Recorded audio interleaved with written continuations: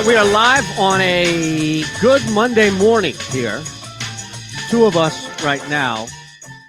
Are we expecting Barrett Brooks? Like, what's the deal here? You know, I'm not sure. I don't know, but I got to ask you, is there such a thing as a good Monday morning? Yeah, I think Monday is overrated as a negative day, right? Everybody says, oh, I got the case of them. I got the case of the Mondays. Right? No. Yeah. Let's be honest. Now, here in Philadelphia, when you're talking about our respective sports teams or players, or in the case of you behind you here on the JAKIB Media YouTube stream, a shot of Daryl Morey, the man in charge of making some stuff happen.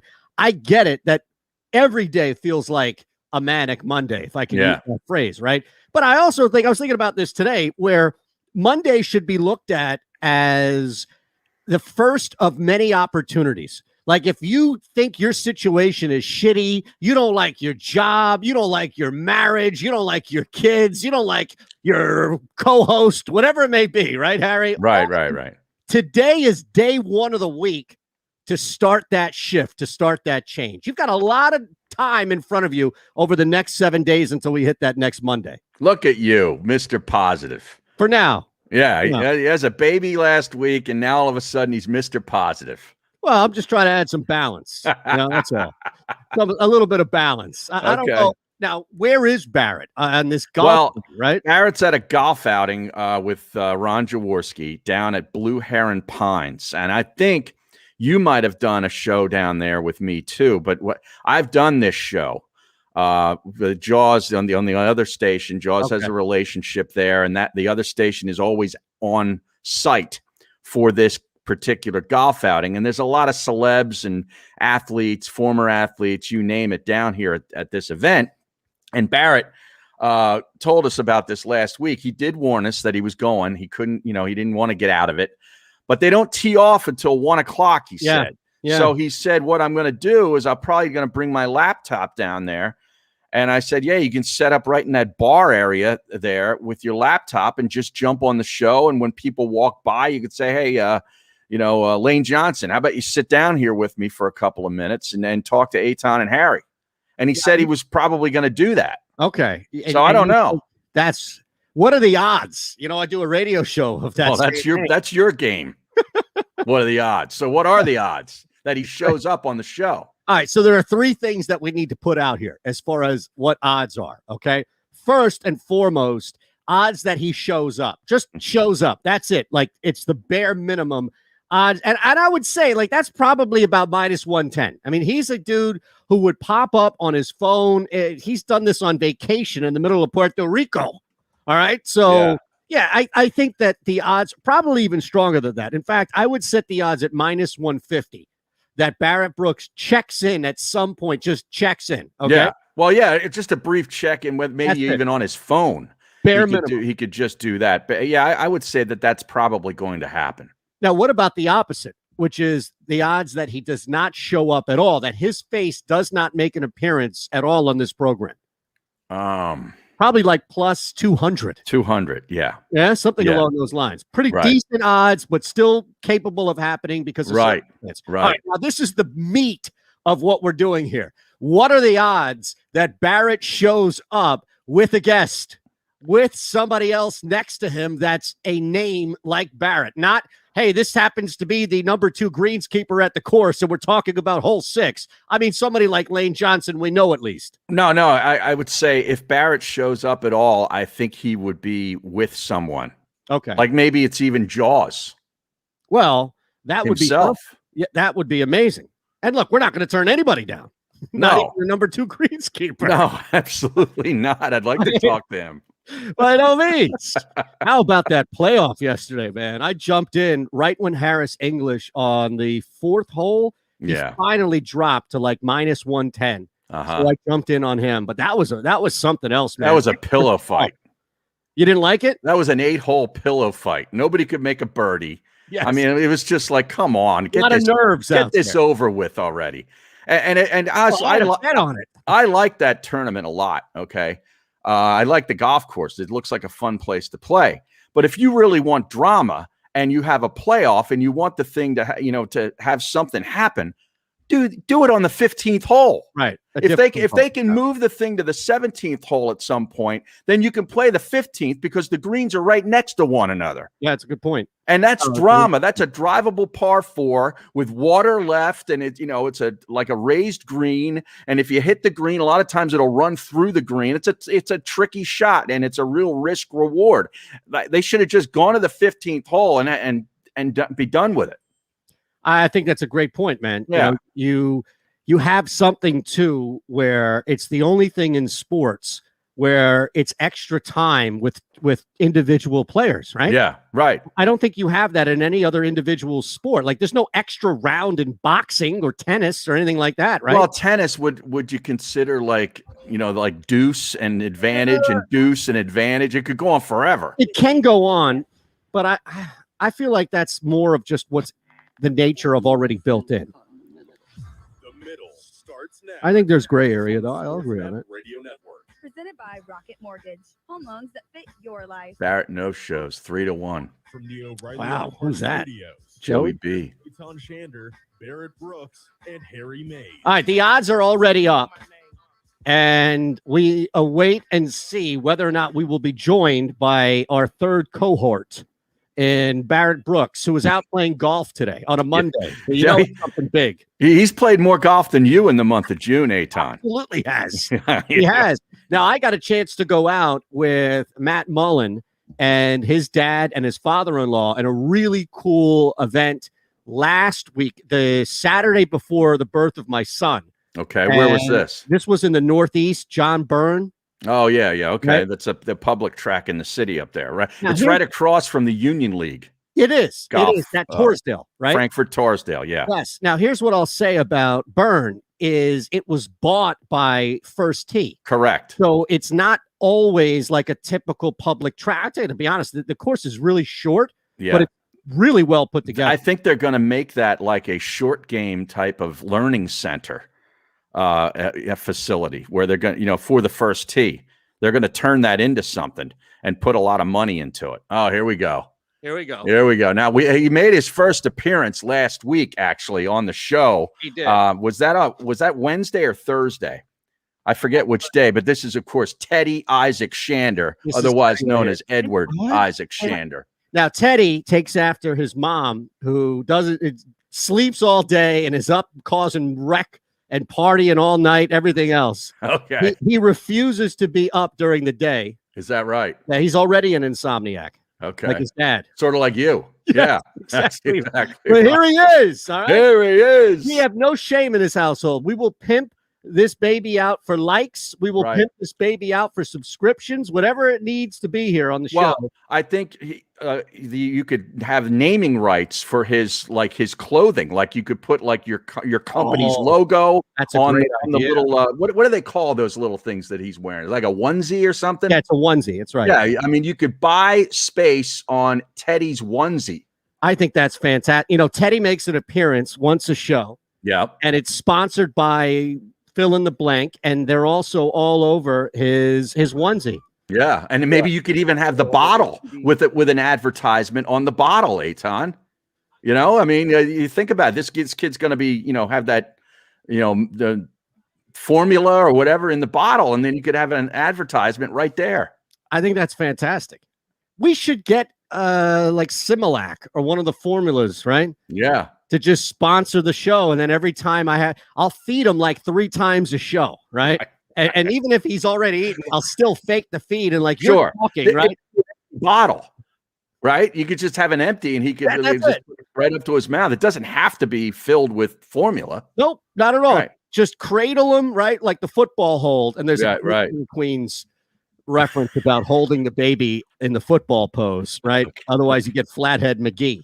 As he says on the show. Right. But what I would say is, yes, I think we have something here. 3 times a show, I'll feed him. Yeah. And it'll be sponsored, and you'll see a big bottle, sponsored by. Right. You guys could even talk. And it's like, this Teddy timeout or whatever it is brought by. And I'm sitting here feeding him, and you guys do whatever the hell you want. You could even put an advertisement on the back of the diaper.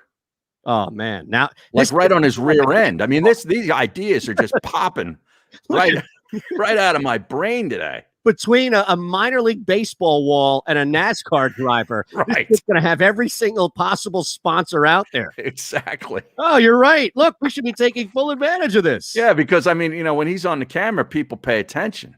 Correct. Correct. I think he definitely garners the attention that They'd rather look at him than us. Absolutely. I was just going to say me, but if you'd like to, throw yourself in there. Yeah, that's totally okay. Now we've already had a threat on the stream earlier on. Trevor from the 203 said, if they're talking Sixers, I'm going to Le Batard. And I said, you know what? Go to Le Batard. Nobody is holding you hostage here. That's fair. Okay. Look, we do provide free content. You Right. know, we only ask that you subscribe and then you hit us with the like, right? So we don't ask for much in return. You're not jumped up. That's not a paid subscription is what I'm saying. Right. So, yeah, I think it should be, but it's not. Talk about Ben Simmons. How can we not talk about Ben Simmons, right? Yeah, well, there's not really any new news, okay, aside from last week, with Woj's tweet coming out that they met with the agent in Chicago. They got that combine going on out there, the pre-draft combine or whatever. So that's where everybody gets together. No formal trade demand was made, apparently, from Simmons's camp, but apparently it's been discussed already. So that's what happened last week. Now, the new thing that I noticed today that could affect Ben Simmons is Sam Cassell is in the job consideration for the head coaching vacancy with the Wizards. He was a former coach or player there. He's got familiarity with the organization. They like him. And he's one of two guys that's being considered pretty heavily. So he might leave. And take Ben with him? No, but he apparently has done a lot of work with Ben. And there's a good relationship with Ben and him. Presented by Rocket Mortgage. Live from the O'Reilly Auto Parts Studios, here's Eytan Shander, Barrett Brooks, and Harry Mays. All right, the odds are up. We'll still await whether or not we have Barrett Brooks and maybe guest with him or guests with him as well. So we await. Now we're back live on Sports Map Radio. I know you guys took the week off. Ron Culver was deeply disappointed that he did not have a chance to talk with you all week. I know. I missed Ron with two N's. I also missed Asman, and I said so on the show last week with Barrett. I'm like, I miss both those guys. Well, the good news is that at least to get Ron Culver back. Be careful what you wish for, because we may have to send out a floater invite for Asman just to get your fix. Right. I do need an Asman fix.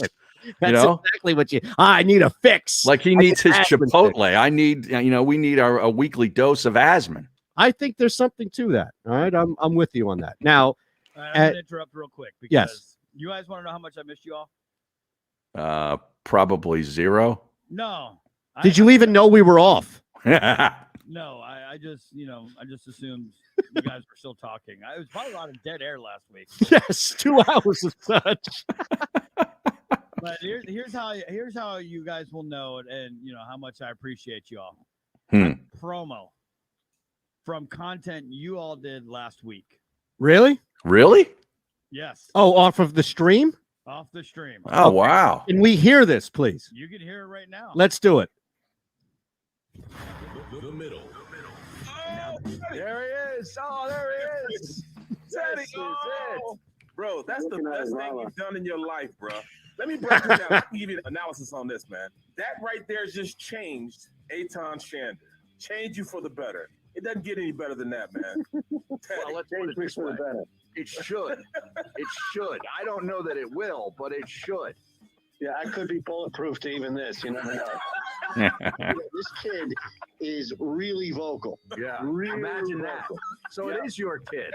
Yeah, you know. We don't need a DNA test now. He is the cutest, man. How did you, bro? I'm so glad you got white that you outkicked your coverage, because she definitely leveled it out, man. She definitely leveled him out. He was gonna be a looker, and you just gonna be still Eytan, bro. She leveled him out.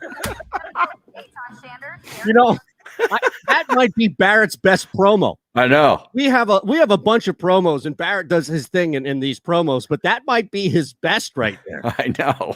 And that was just pure reaction, to you bringing Teddy onto the show.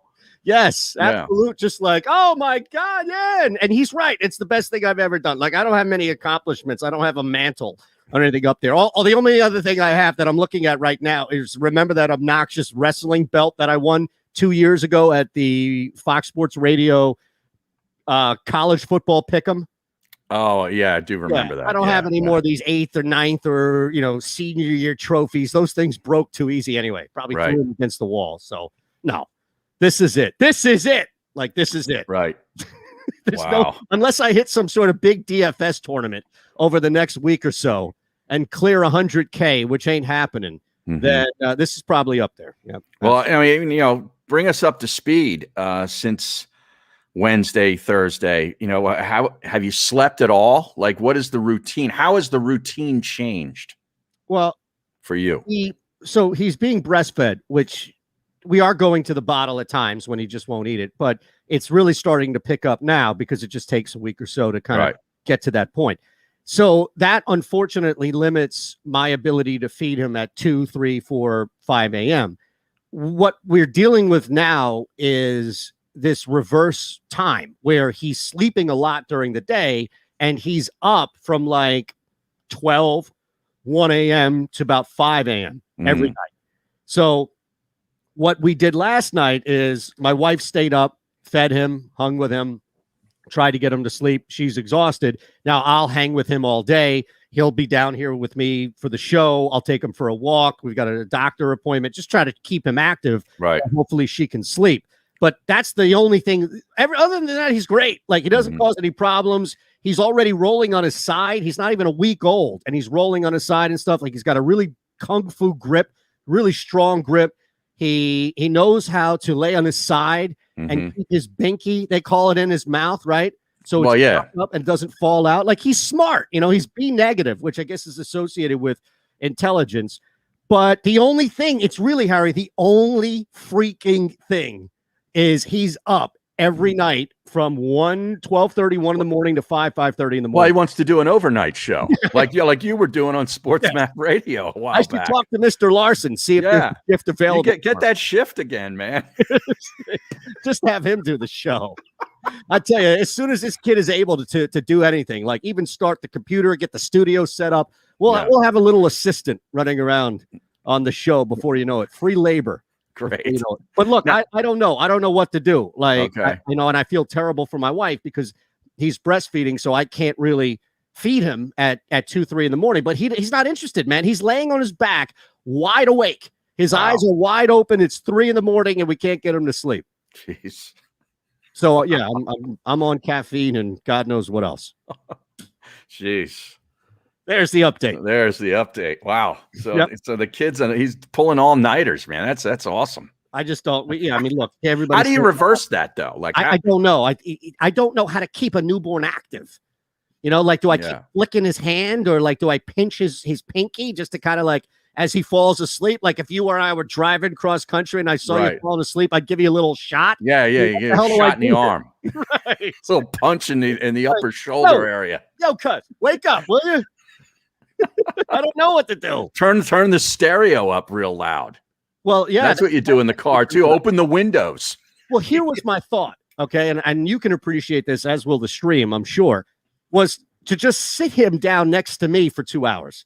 Like, have him listen to your show. Yeah. Look, it took the dog a day to realize that when the sound of these headphones going on means get the hell out of the room. Right. Like, get out of the room. Yeah, Ace figured that out quickly. I saw that in person. You did. So this kid, he can't move. Like, he can barely go from his back to his side. So if he's listening to me yell and scream into a microphone for 2 hours, I'm hoping that at least keeps him up, right? Yeah.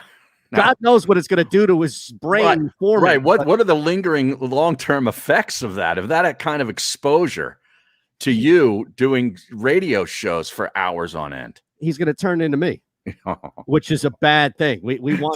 Do we need another one of those? No. I want him to be as close to his mom from DNA and activity as possible, and away from me. Right. I know. Wow. I tell you one thing he's going to be able to do better than both of us combined, and she's good at it. In just a different means to the same end, is BSing.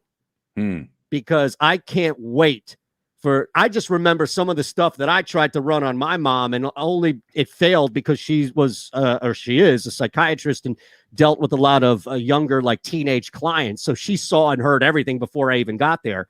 But I mean, sharp skills of BSing. So I got to keep an eye out for that. He's going to lie every day to me. Right. He's going to lie all the time to me. Yeah, it's called like a BS filter. Yes. Like a BS screen. I once had a general manager of a radio station tell me that I had an incredible BS filter. And he was telling me that because he was trying to BS me as to why I couldn't get an additional, raise or a raise to my hourly wage. Right. And I wasn't buying it. And he congratulated me on having a tremendous BS filter. Look, you do. I don't think anybody who is remotely to heavy familiar with you would disagree with that. And there are times in which you'll have to stop a conversation. Yeah. Right? Yes. Now look at this. A couple of things here on the stream. And we remind you here live and local from the Fritz and B and Cooley Law Studio. If you know someone who suffered a personal injury, contact Brian Fritz directly, a tough lawyer for a tough town. The Middle, sponsored by Pure Bull Beef Jerky. Get yours now. Go to steersnacks.com. Harry Mays, Eytan Shander. Barrett normally will track him down on Sports Map Radio here as well. The one thing I was going to say in the comment is up there about what to do with the boys, Sound Machine and Zip Up Swaddle. And we're going back and forth. There's a little bit of a disagreement in the household about him sleeping with the swaddle, because I think the swaddle works, but there are many. What's the swaddle? It basically wraps you up and puts you back into like you're in the womb. Oh, okay. So he can't move his arm. He's got really bad reflex. Do they have adult versions of that thing? Yes, they do. They do. I'm sure. Yeah, you can go on Amazon and not even Google, but go on Amazon and put in the search swaddle. Adult swaddle. Okay. See what pops up. All right, I'll do I'm that. sure you can do that, right? Yeah. Yeah, the sleep suit, the sleep sack, we call it. Like the kid's small. Like he's not, unhealthy small, but he's 6.5 pounds. Right. So even the newborn stuff is a little big on him. That's all. But the problem is that with the swaddle, and you roll, like he rolls. He's not even a week old, and he's already rolling on his side. He's sleeping on his side. Like you're not supposed to do that as a newborn. So that's the issue. Now, did you find one? Yes. Actually, there's something called, if you search adult swaddle, the Sleep Pod comes up. Okay. I like something called the Sleep Pod, an adult swaddle blanket for $69.99. You're all swaddled up. So in one of those. It's almost like the Bagster. Yes, it is. Oh my God, that's perfect. Yeah. It's a human Bagster, except you don't get thrown out. Right. You just get left there. Right. Now, here's the thing though. It's like being buried in sand. You need somebody to help you out of that. Right? Oh, you can't get out of it yourself? No, I don't think so. Unless you can somehow maneuver your mouth to undo the zipper, but that would be like really difficult physics, right? Yeah. I mean, do you need somebody to put you in it? We got to get you in. That's exactly right. All right, we got to take a quick one here on the network. I have a question, Harry. All right, stay here with us on the JAKIB Media YouTube page. We're back in 3 on Sports Map Radio. All right, so the other thing I saw really quick, though, on the stream was funny. And thank you, Anthony. I do appreciate that. We are trying everything we can. And as I said yesterday on the other show I was doing, I'll take advice from anybody. I don't care if you're a parent. I don't care if you're an uncle or an aunt or you have neighbors who have kids and you wave to them every day. Like, I don't care. I'll take any level of parenting advice. It doesn't mean I'm going to follow it. It just means that I will take everything that I possibly can get. Under advisement. Yes. When you consider it. Yeah. Absolutely. Now, I saw, the white noise. We do have the white, brother, trust me. I'm telling you guys, the white noise. Man, there was something else that wasn't Teddy related that I saw on the stream. Yeah, odds that Teddy goes to Gettysburg. That ain't happening. Well, although he's smart enough to do it. I got in before that became a really smart school. Well, the funny thing that I saw on the stream was Joey B asking if McMullen and Jody Mack had Teddy for a guest segment yet. Yes, that's what it was. Yes. See, Thank you. We didn't even bring that up. And that was exactly the one I was looking for. Right. All right. So it was technically Teddy related, but it was more a shot at McMullen and Jody. The brick wall gang is what I call them. I call them the brick wall gang. Now, has that taken up? Because that's a pretty good nickname. I don't know, but let's get that hashtag going. Brick wall gang. Here's the thing, though. We know McMullen at least is a huge wrestling honk. I don't know if Jody is. Jody is too. Yeah, more old school wrestling, but Jody is too. Yeah. But doesn't Brickyard Gang scream of a wrestling name like a duo or trio? Yeah, like a tag team. Yes, exactly. Yeah, tag team champions. Right. The Brickyard Gang. And they come out, right? And one of them's got like, I don't know, like is it brick wall or brickyard? Oh, yeah, Brickyard. You said brick wall, right? I said brick wall. Yeah, so brick wall. The brick wall gang. Yeah, it's like a tag team, a wrestling tag team. Yes. Now, I saw from Jackson Avion, and we'd have to have Xander Kraus from the JAKIB Media YouTube page, who is essentially the man who runs and operates everything, said, Harry, didn't tell you, y'all got a few $100 donations when we were out. I didn't know we got $100 donations. Well, what is he talking about, though? And Jackson, please, are you talking about the super chat? Like, what's happened here? Well, at the end of the show on Friday, there was a couple of donations that came in right towards the end, but I didn't know if they were $100. Look, we'll take $1. We'll take 100. I don't know where this goes. Like, people were guessing that it goes to pay for your DFS losses. Bigs and balls.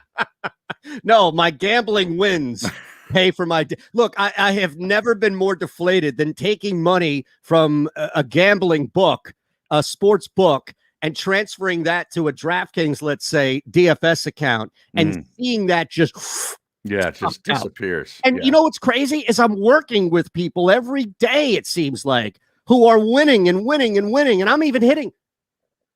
Here's I'll tell you. Shander, Barrett Brooks, and Harry Mays.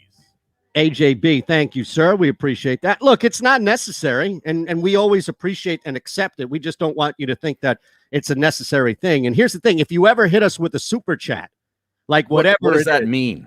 Super chat means that somebody has donated to the JAKIB Media YouTube page, and there's a message with it. So it could be $1, $5, $20. A lot of times what happens on interactive programs, not like this, but where there are two people giving out information and people are coming up like a fantasy or a betting type show, then you'll have people put a super chat up to essentially go to the front of the line. Okay. So, hey, it's $5. Make sure you answer my question. So that's what we'll do here. If anybody here hits us with a super chat, or you want to hit us with a super chat, or really you want it to be seen/heard, then we will promise you. That's the one thing we can say is binding on this program, Harry Mays. Right. But if anybody hits us with a super chat, it will make it. We will talk about it. We will hit it. It doesn't matter what it is. On this show, there are no boundaries. Other shows, maybe. So there it is. There's the gauntlet thrown down. Well, I did notice that, we eclipsed 5,000 subscribers maybe 2 weeks ago, 2.5 weeks ago, whatever it's been. We're almost up to 5,500 now. Amazing. Yeah, so it's growing. A lot of people are checking it out. And this is a slow time of the year too. Right. Well, I think so. I think, and look, I think that when you look at what we have here, the 3 shows that we have on the JAKIB Media YouTube page that air every day, you've got a show that is specifically dedicated for something, the only thing in this city that can survive truly 365 days, 24/7. And you have 2 guys in Jody and John who are going to give you more than just, should the Eagles trade Jason like, you're going to get really in-depth conversation. With us, I think we have the true flexibility to take advantage of that downtime, where other shows, talk shows, are forced to generate whether or not the Sixers should do this or that for interaction. Right. We can take 20 minutes and talk about you playing golf, my kid, Barrett fixing a car, whatever it may be. And I think there's interaction to it. And then look, with Dan, you're going to get a full comprehensive look at the NFL. You're going to get huge names. Yeah. I know you mentioned big guest. Well, you had Ice Cube last week. Yeah. But with Dan Cilio, you're going to get what we have locally with the Birds, fully comprehensive with the NFL, which again is 365 all the time. So I'm not shocked, to put it that way, Harry, that that we're growing and we're increasing the way in which we kind of have 3 different shows pivoted for content. Yeah, no question. I mean, and we are, I know the show's called The Middle, and we really are the middle because we go sort of on all sides. You know what I mean? Like, we'll do national football, we'll do Eagles stuff, but then we also do everything in between. And that's the beauty of it, man. Now, did you see, speaking of football, I noticed this over the weekend. Chris Sims, blue checkmark guy, put out his top 40 quarterbacks list. Why 40? I don't know. That's a good question. I'll tell you why. So he can justify putting a starter below somebody else, or justify looking at how bad somebody is at 27, 28, because he's closer to 35 or 36 than he is, 18. I guarantee you it's a deliberate number to open up more fodder, if you will. Yeah, to get more conversation. Well, he's got something that gives him conversation right out of the chute, in that there's not one quarterback that wears an Eagles jersey on this list of 40. Of 40. 40. So he's got multiple quarterbacks from these New Orleans Saints are on this list. Look, I don't.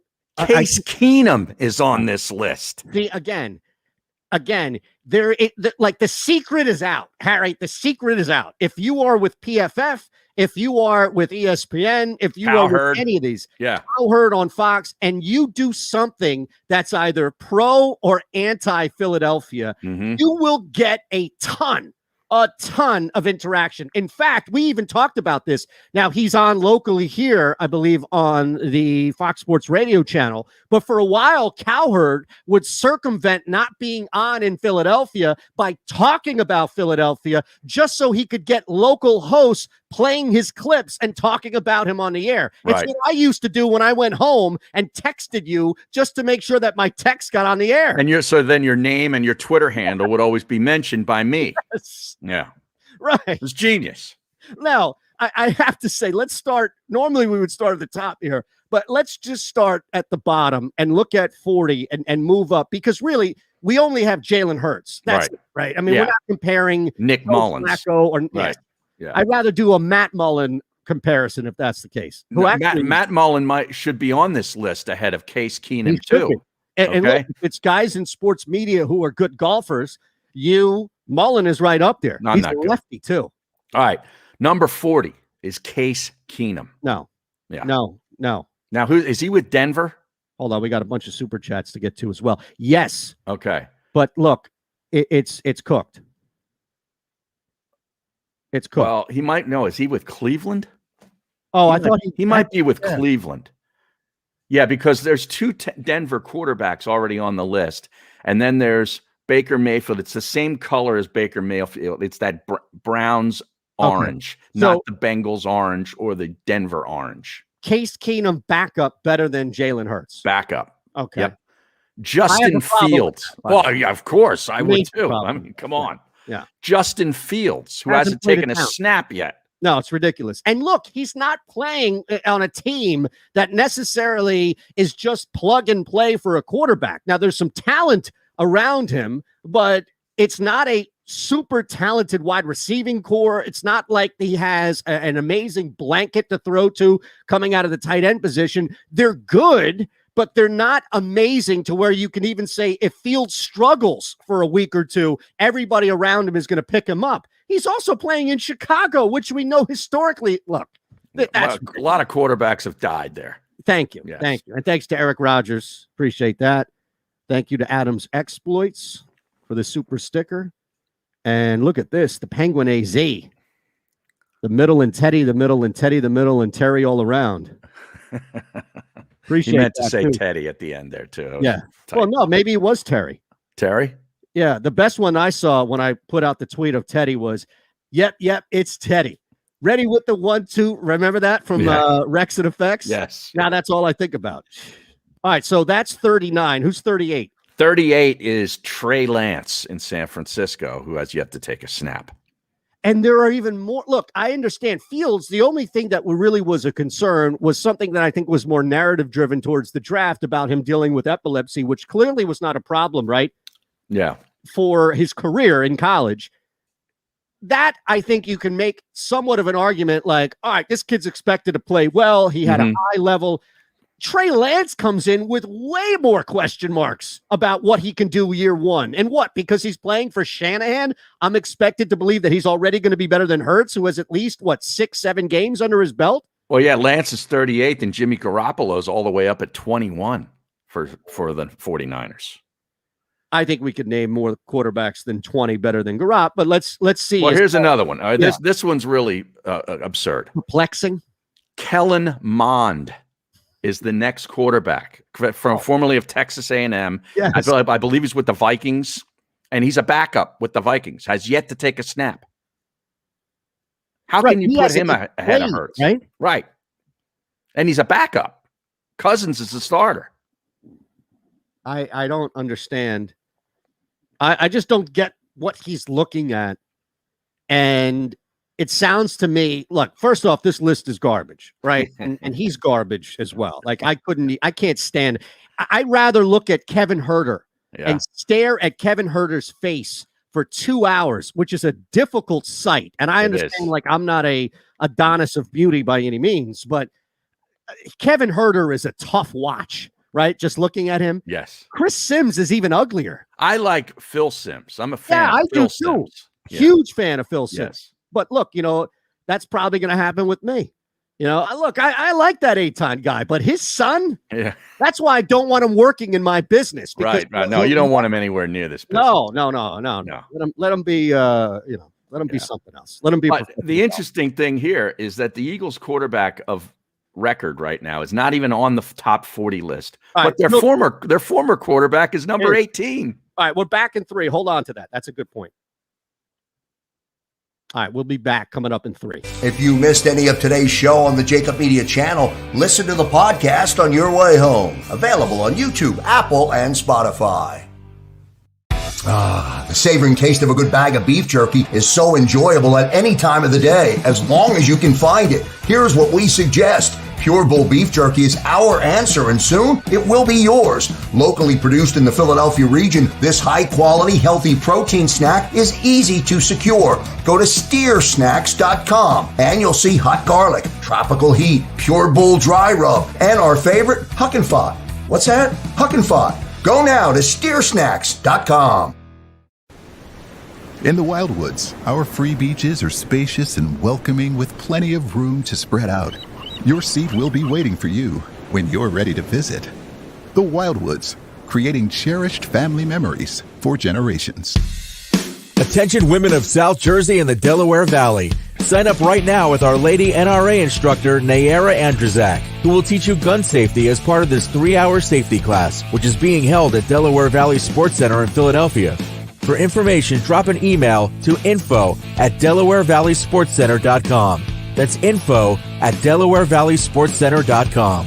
Learn the fundamentals at Delaware Valley Sports Center. You can't miss. Are you looking for a place to track your action, purchase picks, and share your sports betting analysis with the gambling community? Check out Book It Sports, a social media platform with an unparalleled experience catered for the sports betting community. On the Book It Sports app, you can track all your NFL, NBA, and college basketball picks while getting real-time updates and injury reports all in one convenient place. Start building your following today and stand out amongst your friends by downloading the Book It Sports app on the Apple and Google Play stores. Let's cash some tickets and put it on Book It.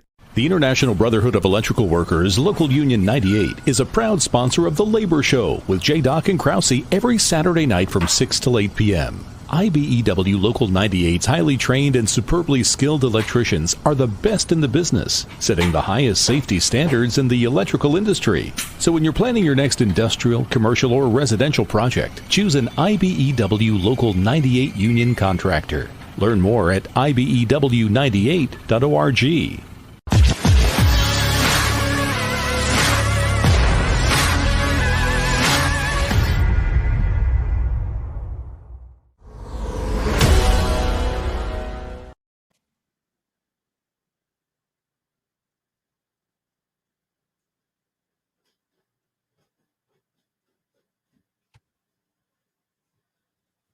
All right.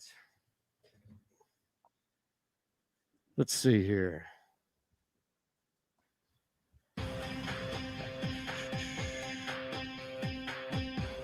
We got, what, 2 weeks until the Open?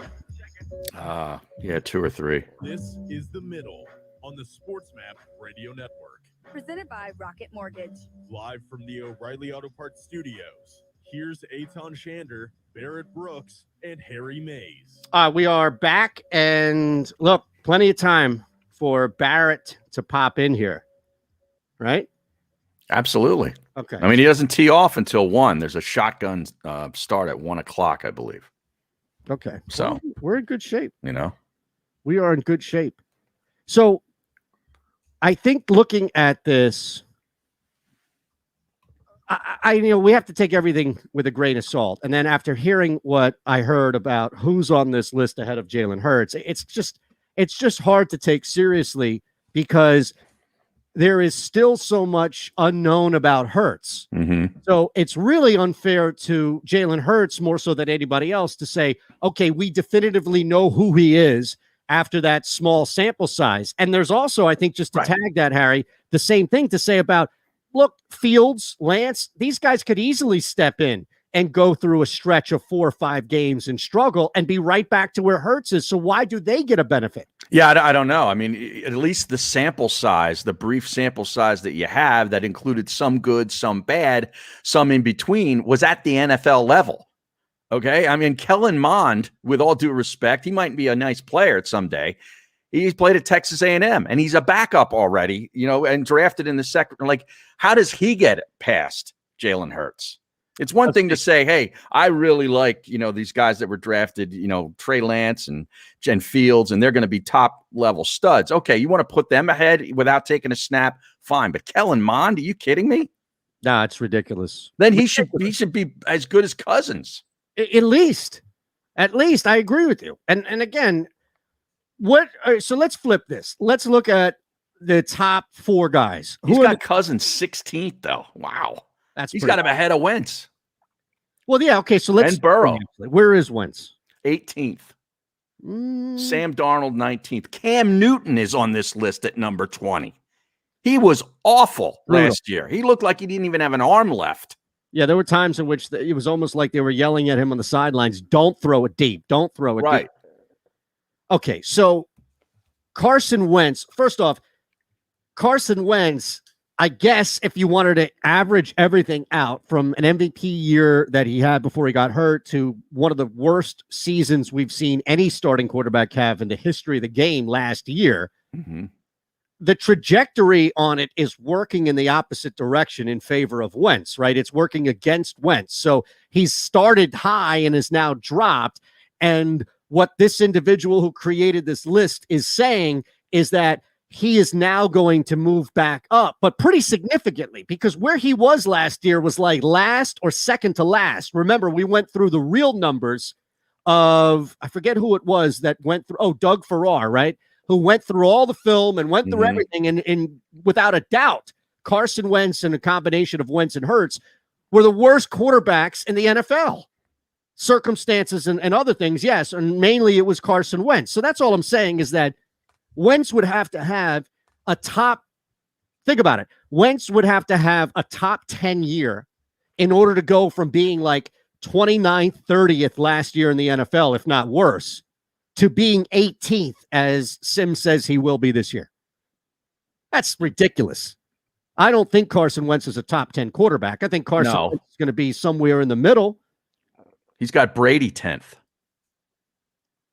Well, I mean, again, telling he's got Dak Prescott 9th, Stafford 8th, Murray 7th, Lamar 6th, Russell 5, Deshaun Watson, a man without a team. That's right. And maybe the Eagles. Yeah, maybe that's your Eagles quarterback, is what Chris Sims is saying. He's number 4. All right, let me ask you this. Oh, man. Would you rather have, you could only have one, and you're going to be screwed. I'm going to add a caveat here, right? Just not make it as simple as it is. This is no poll question here. We have the ability to add a little caveat or two. So would you rather have, and again, the other is not, okay, I'll be able to, no. You get screwed. You lose the person in the case of Ben Simmons, or you're stuck with whoever is here in the case of Hurts and below him. But would you rather make a trade right now for Deshaun Watson or Damian Lillard? And I can tell you this unequivocally, without a doubt, and I saw people this morning on their morning shows, from radio to TV to YouTube shows, it ain't happening. No. Damian Lillard is not coming to Philadelphia, but I ask you, Harry, in the hypothetical, of course, which would you rather have, knowing that the opposite, meaning if you chose Watson, you're screwed. You're giving up Ben Simmons for 40 cents on the dollar. And the opposite is if you take Lillard, you ain't getting squat for the quarterback position, and you're riding out Jalen Hurts for better or worse. For the season. For one season. Yep. Well, at least. No. Because they can draft a guy next year. Depending on how bad they are. All right. No. You want more caveats? I'll give you more caveats. Yeah, give me more caveats. Because I would take Damian Lillard there. In a heartbeat. Yes. Okay, so Damian Lillard, and if you choose Damian Lillard, that means the Eagles are with Jalen Hurts for 2 years of 8-8 seasons, or 8-1 seasons. So you are locked into 2 years of mediocrity with Jalen Hurts, meaning you'll get back Damian Lillard on the one end, or you have now taken a step back of who is around Joel Embiid, but maybe you justified by bringing in a bunch of poor man's JJ Redicks or something along those lines, a little cheaper, but you also have gotten rid of Ben Simmons. You definitely have gotten rid of that problem. Right.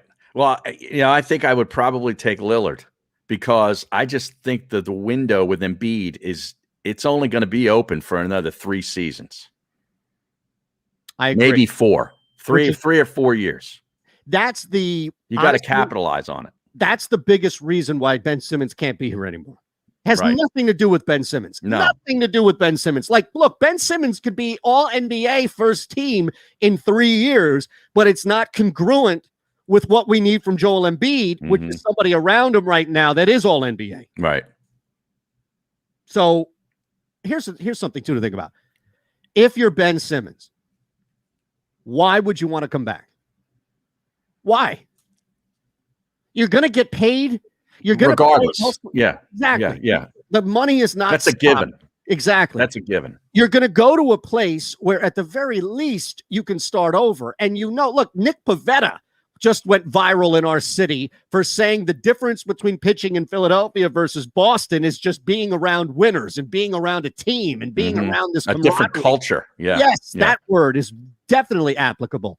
So if you're Simmons, don't you look at like, okay, this is the problem. The city is the problem. The fan base is the problem. The Kyle Newbecks and all these guys who cover the team, they're the problem. The Derek Bodners of the world. Right? Yes. The Bodners, all these guys, they're the problems. Throw Matt Mullen in there too. Yeah, right.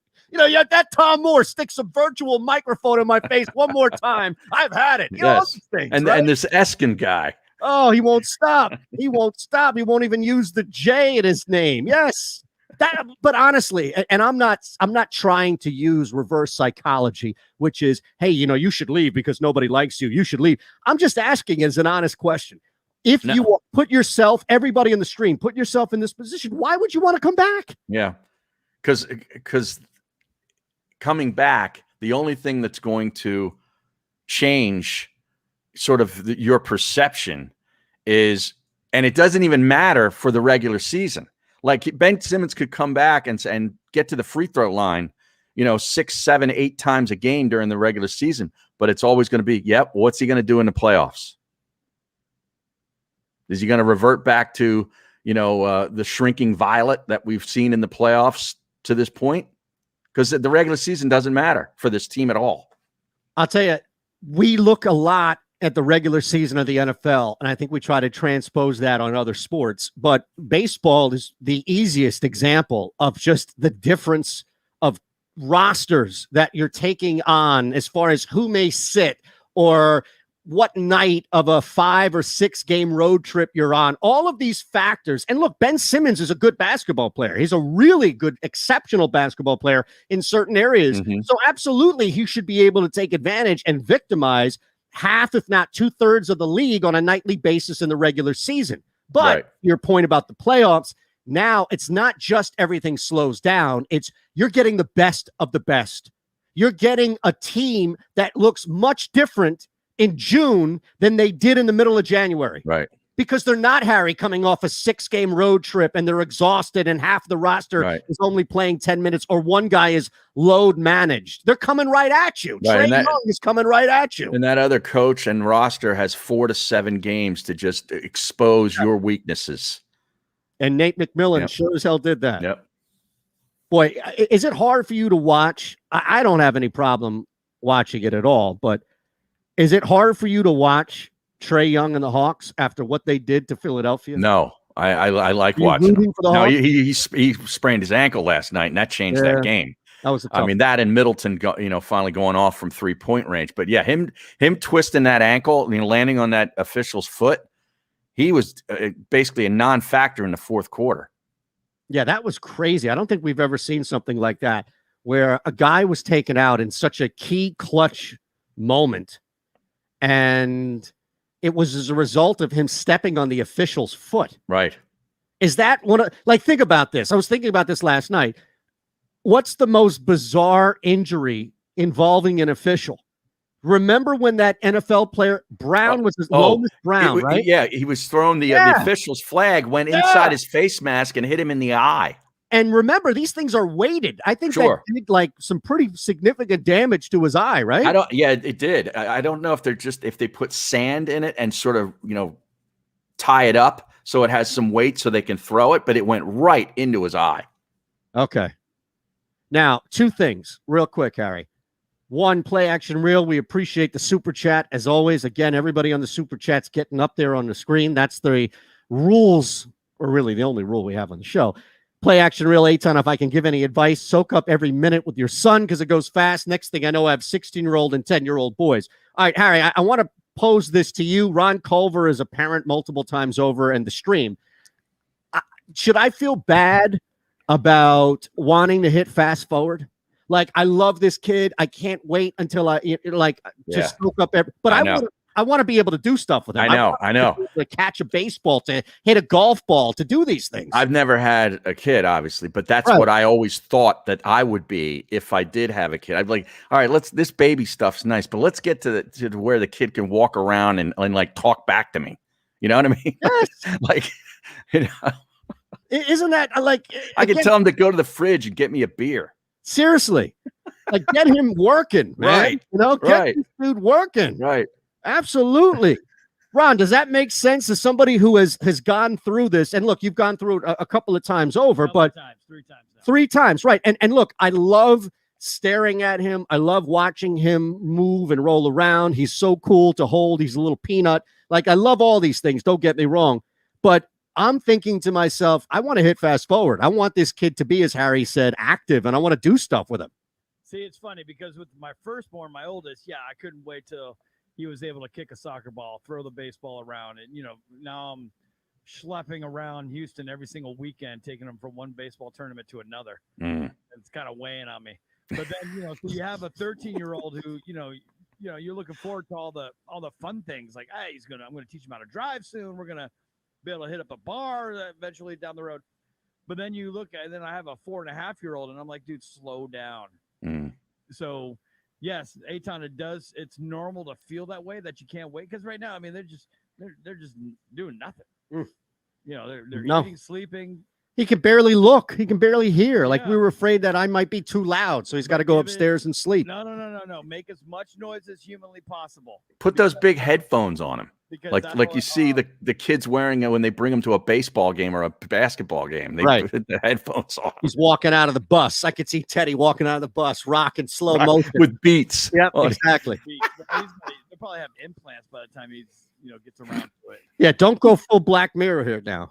But no, I mean, make as much noise as you can because you force him to sleep through a lot of noise, and that'll help you out in the long run. Okay, it's good to know. I will definitely take that into effect. If you're the baby's sleeping, go ahead and start vacuuming. Okay. So they get used to noise. I mean, it might startle them the first couple of times, but they'll learn. All right. Now, I hate to cut you off, but we have to break. So yeah, I know. Okay, we'll be back in 3 on Sports Radio. We're live here on the JAKIB Media YouTube page. We have news coming out about a team interested in Ben Simmons. Is this legit? I'm trying to figure out. I mean, it's coming from a verified account, so it's on Twitter. Yeah, we'll see. We shall see. Well, a couple of good stream messages here, also from Play Action Reel. We need to get to too. Yeah, at let's some point. do it. We got some time here. Well, you're talking about the hitting fast forward. Play Action Reel says, my kids know my signal for another beer. I shake the empty, and here comes another one. That's good parenting right there. Great parenting, right? And the Penguin AZ says, I wanted my kids to start talking, but now I wish they would be quiet. Well, here's the thing. I know that's inevitable. Yes. I know that's inevitable. And look, my wife is, you've met her and stuff. She has her moments, like she can tell a story. She can definitely be the center of attention, but she doesn't seek it out by any means. She's very happy and very content just having small, simple conversations, and that's really it. So I'm hoping that he takes after his mom like that. But then I hear that, they get this age of where they're so impressionable. Mm-hmm. And I'm sure he's going to want to sit down here, or they will have him sit down here and listen and all that. So it's one of these things. It's like the, self-fulfilling prophecies where no matter what I do to get him to be more like her, he's just going to wind up being a royal pain in the ass like me. And then imagine the effects on her where she has like two of you. Yeah. We should probably put odds on how long this marriage is going to last. I'm glad you said it. We all see it. We all see it. We all exactly see it. Right. Oh my goodness, that is fantastic. Absolutely fantastic. All right, so what account is tweeting something about Ben Simmons? Score North, and I have SKOR North, Minnesota sports, anytime, anywhere. Home of Mackey and Judd and Purple Daily and Rayusi Unchained and The Scoop with Doogie.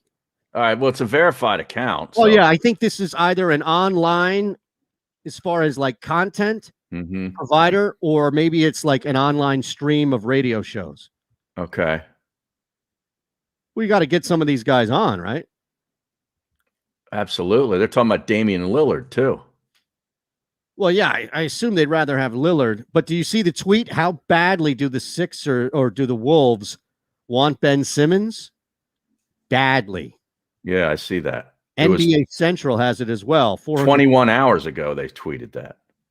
Yeah, well, this thing came out this morning that I saw. Wow, that'd be like going to Siberia if you're Ben Simmons. That's a banishment. Wow. Right there. That is a total... You might want to just go play in Russia. Yeah, but you know, that might be the best way. See, these guys don't even have their DMs open. They, come on. Yeah. You work in sports media. You don't even have your DMs open. What about Judd Zulgad? Want to try to get him on? Who, Judd? Yeah, Judd Zulgad. Never heard of him. Mackey and Judd and Purple Daily Podcast. That's a guy that has a show on this network. Yeah. Okay. All right, here we go. Derek Wetmore. He's all wet. I like it. What do you think? He's Minnesota Twins. Jeez. Maybe. Hey, Ron, do you have anybody in Minnesota on the dial here that we could track down and talk about the Minnesota Timberwolves? No. You don't go to Minnesota often, huh? I don't travel up there. You and Tony D don't bring on any. What about somebody that like Vikings? Maybe we can cheat and bring on somebody with the Vikings and then just start with Ben Simmons. No, I mean, who is like the? Do the Timberwolves have anyone covering them? Let's be honest. Yeah, who's the Keith Pompey for the Timberwolves? Honestly, I don't know. I don't think there is one. Well, we have our homework out for us. Look, if the stream wants to help us out, we will gladly take any help as far as who we should track down. And we'll have a local diner in Minnesota. Who? Just call a local diner in Minnesota. And just ask what's going on? Yeah. Oh, by the way, apparently Baldy was spotted on Twitter at this golf event that Barrett is currently playing. I'm sure he's there. Was seen in cargo shorts. Allegedly. Wow. That's a violation. Yeah, but see, this is where I kind of go back and forth about believing it. Is Baldy's a man of style in the sense of he knows not to show up in cargo shorts at a golf event, right? Well, typically though, when he's wearing shorts, they're like board shorts, beach shorts. Like he's in Costa Rica, with a snorkeling, apparatus on. Right. That's a good point. Yeah. All right, let's think about that. Now, we're back in 3. Let's try and track down somebody in Minnesota. You ready? All right. If you missed any of today's show on the JAKIB Media channel, listen to the podcast on your way home. Available on YouTube, Apple, and Spotify. The savoring taste of a good bag of beef jerky is so enjoyable at any time of the day, as long as you can find it. Here's what we suggest. Pure Bull Beef Jerky is our answer, and soon it will be yours. Locally produced in the Philadelphia region, this high-quality, healthy protein snack is easy to secure. Go to steersnacks.com, and you'll see hot garlic, tropical heat, Pure Bull dry rub, and our favorite, Huck and Fod. What's that? Huck and Fod. Go now to steersnacks.com.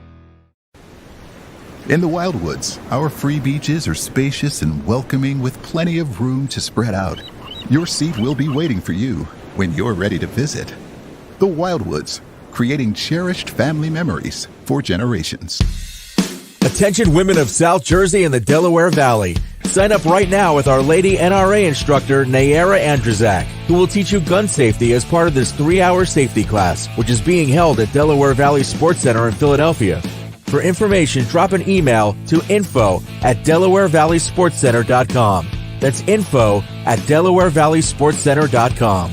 Learn the fundamentals at Delaware Valley Sports Center. You can't miss. Are you looking for a place to track your action, purchase picks, and share your sports betting analysis with the gambling community? Check out JAKIB Sports, a social media platform with an unparalleled experience catered for the sports betting community. On the JAKIB Sports app, you can track all your NFL, NBA, and college basketball picks while getting real-time updates and injury reports all in one convenient place. Start building your following today and stand out amongst your friends by downloading the JAKIB Sports app on the Apple and Google Play stores. Let's cash some tickets and put it on Book It. The International Brotherhood of Electrical Workers, Local Union 98, is a proud sponsor of The Labor Show with J. and Krause every Saturday night from 6 till 8 p.m. IBEW Local 98's highly trained and superbly skilled electricians are the best in the business, setting the highest safety standards in the electrical industry. So when you're planning your next industrial, commercial, or residential project, choose an IBEW Local 98 union contractor. Learn more at IBEW98.org.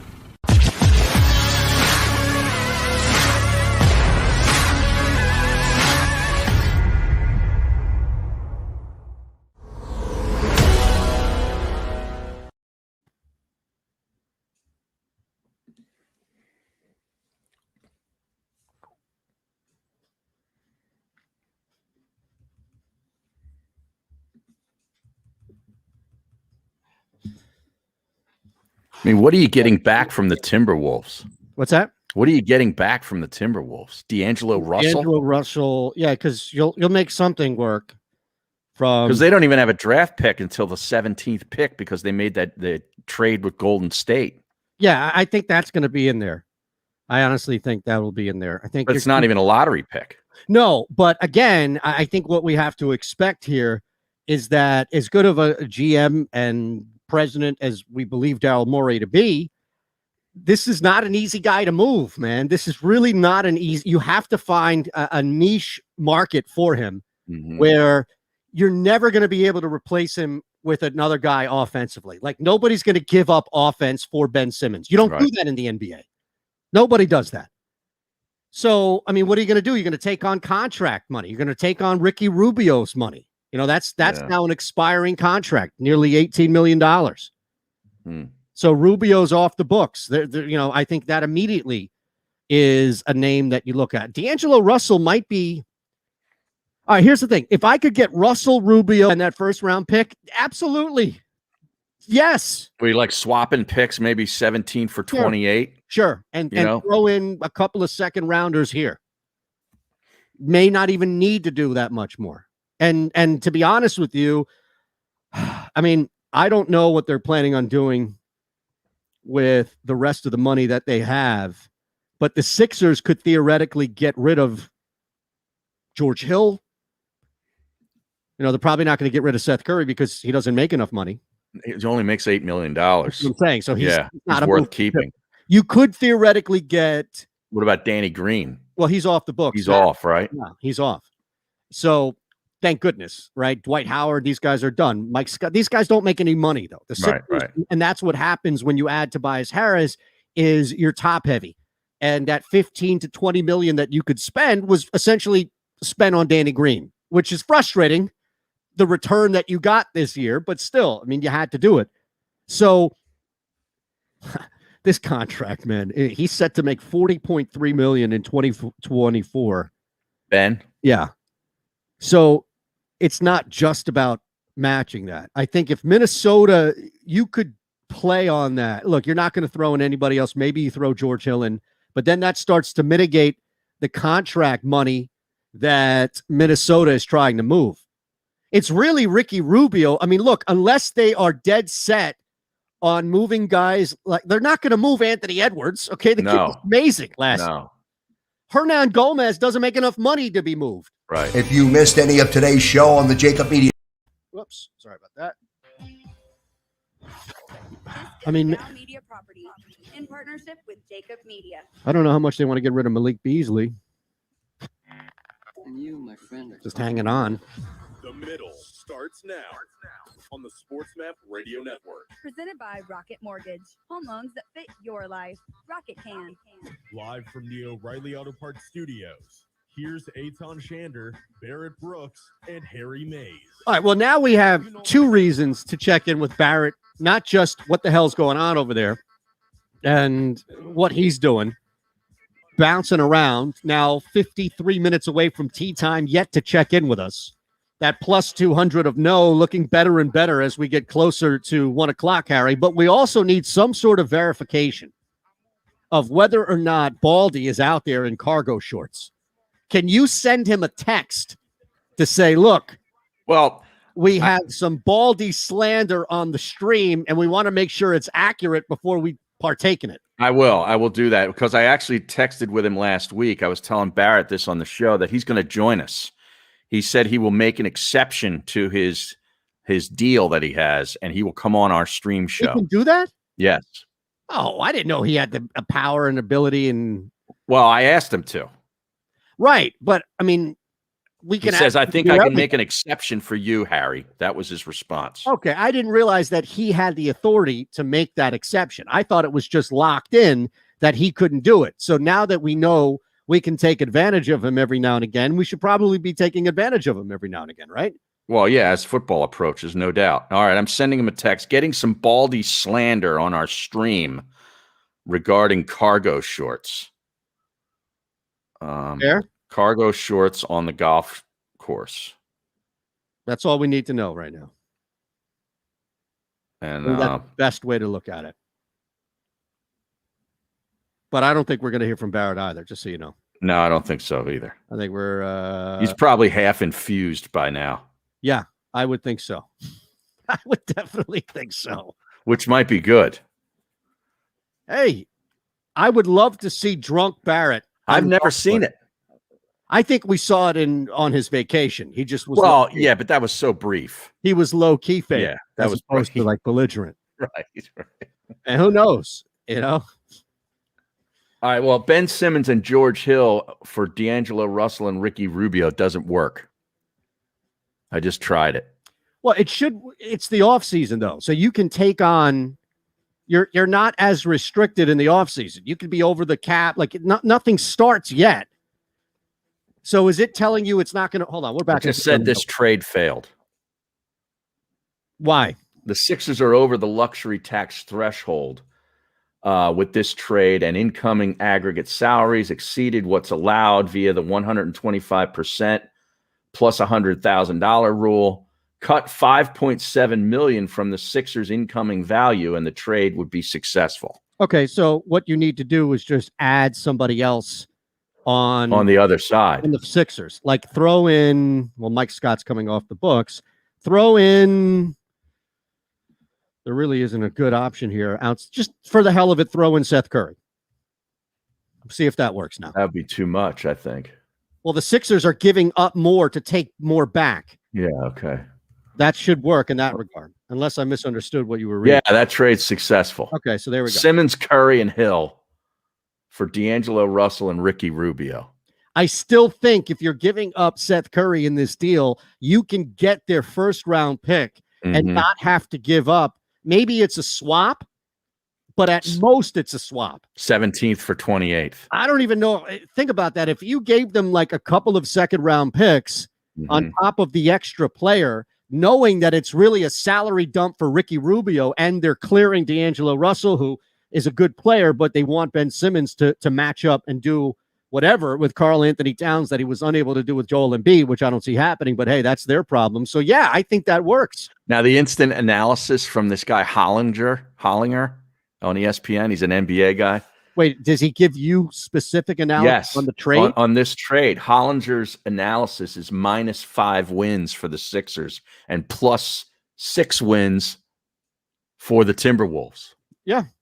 I don't even know if Ricky Rubio is going to be on this team after this trade is made. Maybe he's involved in something with OKC. Speaking of which, you can easily get a third team in here. That's where you can park money. Absolutely. Because they got so much cap space. You don't want to give up Seth Curry. That's fine. Bring in a third team, another player. OKC, for example, is already reportedly looking to shop Kemba Walker. Yeah, he's not going to stay there. No, and that would make total sense that he would be moved as another chip, especially for money. So think about that in its own right.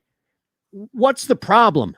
Like, the only person I think that has an issue with that trade is somebody who doesn't want to trade Ben Simmons. Is that a fair statement? Correct.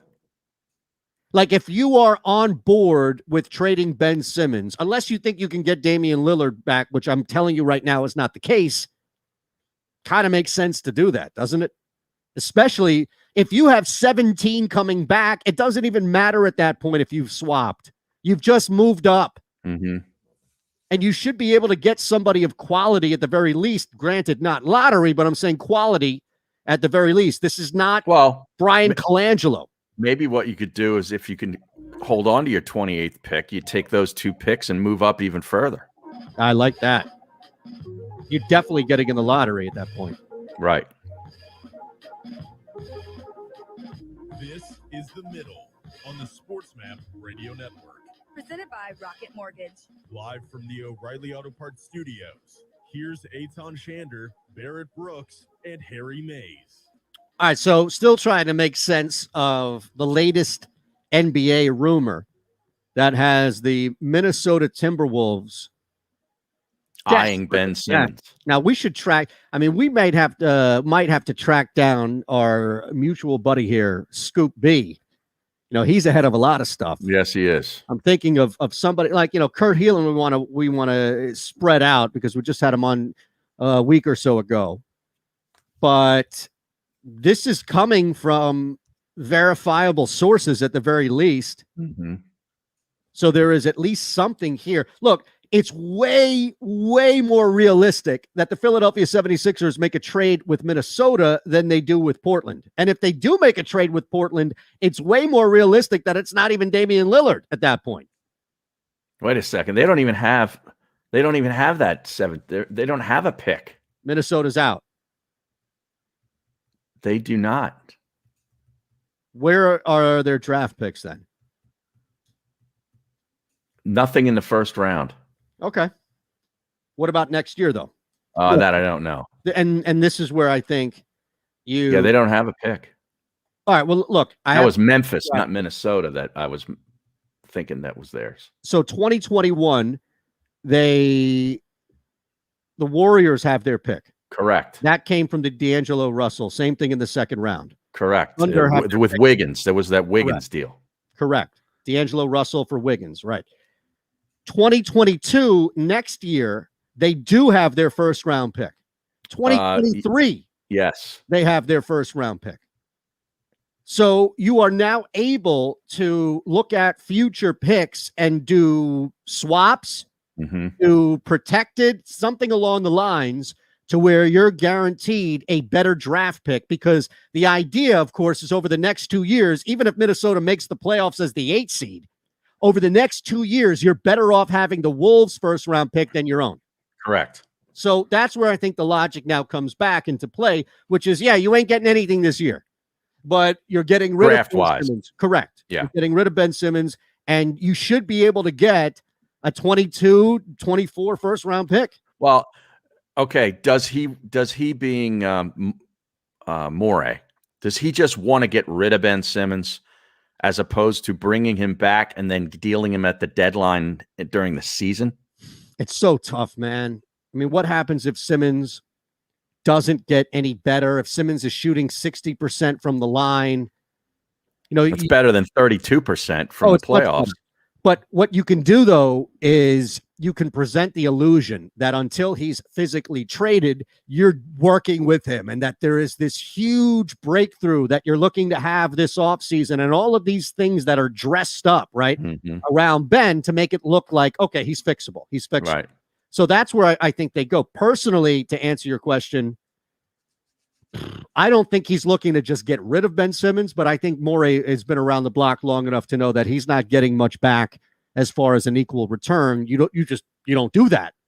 Even star to star, it's very, very difficult to do that. So if he comes in with the expectations of, hey, I can get a first round pick or two over the next 3 years and get somebody of decent quality back in Russell, and maybe a movable chip in Ricky Rubio at the trade deadline, Harry, because that's true, because it's an expiring contract. Yeah. This seems like kind of a Morey type move. All right, I got a text back from Baldy. Nice. I said, "Can you confirm?" He said, "Damn straight." And I was just told that I have a natural golf swing. Yeah, but doesn't he already play golf? I don't know how much golf he's really ever played. Can you imagine the grip on that golf club with that pinky sticking out? Like he can't interlock. How does he even overlap with that pinky? We need Barrett to go up to him and take a shot of that. We need Barrett to go up. Yeah, I'm going to text Barrett.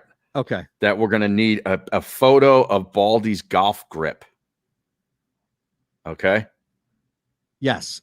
Just have like an up close shot, and we'll put it up on the stream for everybody to see how he gets these thumbs in there. I don't know, or his fingers around it. Like, I don't know how you do that. Unless you are literally going with the advice of you don't need your index finger and thumb to even touch the club. I mean, they have these training tools here where you can slide it on the grip of your club and it takes your, right? You've seen these. Yeah. Where ideally, right, Jack, somebody said this a long time ago, where you don't even need your index finger or thumb to touch the club. Right. So maybe Baldy took that literal. So but no, his is the pinky though. Yes, it's the pinky, not the thumb. I'm just saying, as far as him, in order to move the pinky over to connect, the physics of it would mean that his index finger and thumb are off the club. Oh, okay. So, in fact, we may be looking at somebody inadvertently helping his golf swing. You talk about a natural swing. No wonder why he looks like Jack Nicklaus out there. Not even touching his fingers. You see that? Oh, Look at that. All right, let's get a picture up here. Now, do you have any plays today? Me? Yeah. You look No. I got buried in a pretty tough tennis match the other day, so. Yeah, you deserve to be buried in Why? a tennis match. Look, Wimbledon starts today, doesn't it? Yes. We also have the Euros. Soccer, yeah. Well, we got the Stanley Cup starts Yes, tonight. we do. We have a bunch of game one props. I'm gonna be dialed in on that. Should we bring Jay on for this? Maybe what's he doing in 20 minutes? You want to bring him on today? I don't know. We should game one of the Stanley Cup. Should we talk about that with anybody? All right, I'll send him a text. I love how we're making this up as we go. Well, here's the thing. All I wanted was just a play or two, but I don't know if I trust your hockey acumen over somebody who. No, I wouldn't trust that. What is the number though? By the way, for the game tonight. Well, I'm looking at everything here. The series, by the way, wow, series winners. The number tonight, just looking at the game itself. Tampa Bay's got to be a prohibitive favorite in the series, right? Yeah, and the series, yes. Tampa's laying 188. Montreal, you're only getting 160 back. That's not. I'd like that number to be higher before I jumped in on Montreal. The total sits at 5.5. Significantly juiced to the under at minus. I see it at 1. Yeah. Well, how about that game 7 with Tampa Bay? 1-0. Ridiculous. Which I think is the expectation here, right? That Tampa controls it. You have some good goaltending with Montreal, so it's easy. Carey Price, yeah. Right. Easy to buy into that. Carey Price tonight. Now look at this. A couple of props here to throw out at you.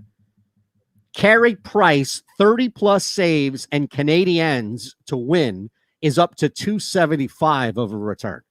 Plus 275 for 30-plus saves and a win. Yeah, I mean, look, if you like Montreal, then I think you have to take that bet as well, right? Now, Montreal has been off for a couple more days than Tampa, right? Yep. They have been off, 3 more days? 2 or 3. So I think if you're going to think, it's almost like that NBA series. If you think the underdog's got a game to win, it's usually the first one. Yeah. Stealing game 1, taking advantage of the home team being off a little more. Safe to say, though, that Tampa's going to be peppering Carey Price no matter what. Like Price getting to 28 or 29 saves, I think is way more unlikely than the Canadiens winning, right? This is a bet on whether or not the Canadiens win. I don't see a scenario. And look, you can get to any path in any area. I get that. But Montreal blocks a lot of shots. Is that it? Yeah. All right. Well, look, now you're starting to add in a factor here. See, I put that over you, and I did not anticipate you having something like that ready to go. But that's a factorable play now. Okay. Yeah. I mean, they're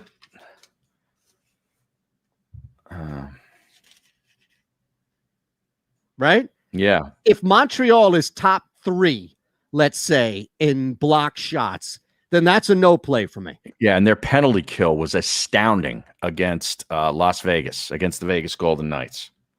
Yeah, but how much of that was Price stopping shots versus... Now, again, the block shots, I think, would be the biggest indicator. The penalty kill is definitely big here. Yeah. But the penalty kill can also work in your favor, where that's going to be more of an assurance, if you will, that the Canadiens win. Price definitely raised his level in the playoffs versus his regular season. There's no doubt about that. They limit turnovers. Montreal, like they're pretty secure with the puck. They block a lot of shots, and their penalty kill has been good. Well, Vegas had a explosive team. Yeah, that's the thing where it's hard to determine based on that who is the dominant factor. Jason can jump on in 5 minutes. All right, let's do that. Yeah.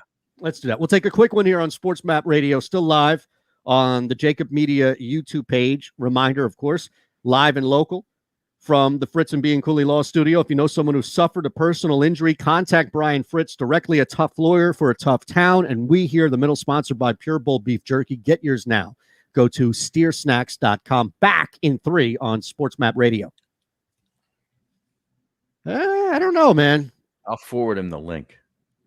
Okay. How about, look, first goal scorer. I don't know enough about that as far as what metric to use, but Stamkos is at 1,200. How about this? Braden Point and Tyler Toffoli, each to score a point tonight. Toffoli is plus 220 to score a goal. Point is, or is it Toffoli? Toffoli. No, it's Toffoli. Right? Yeah. Point is plus 110.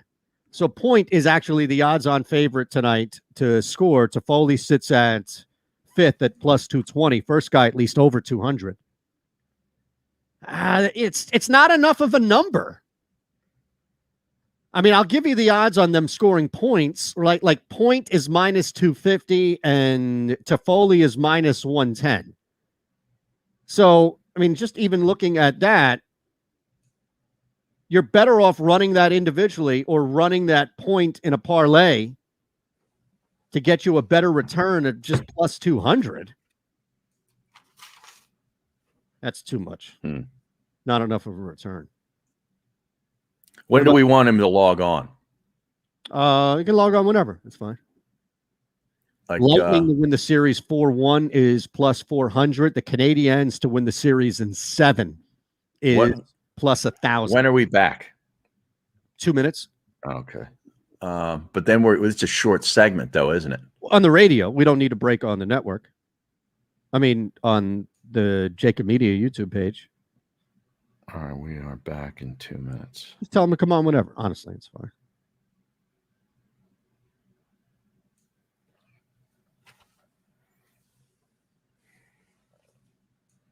Wow.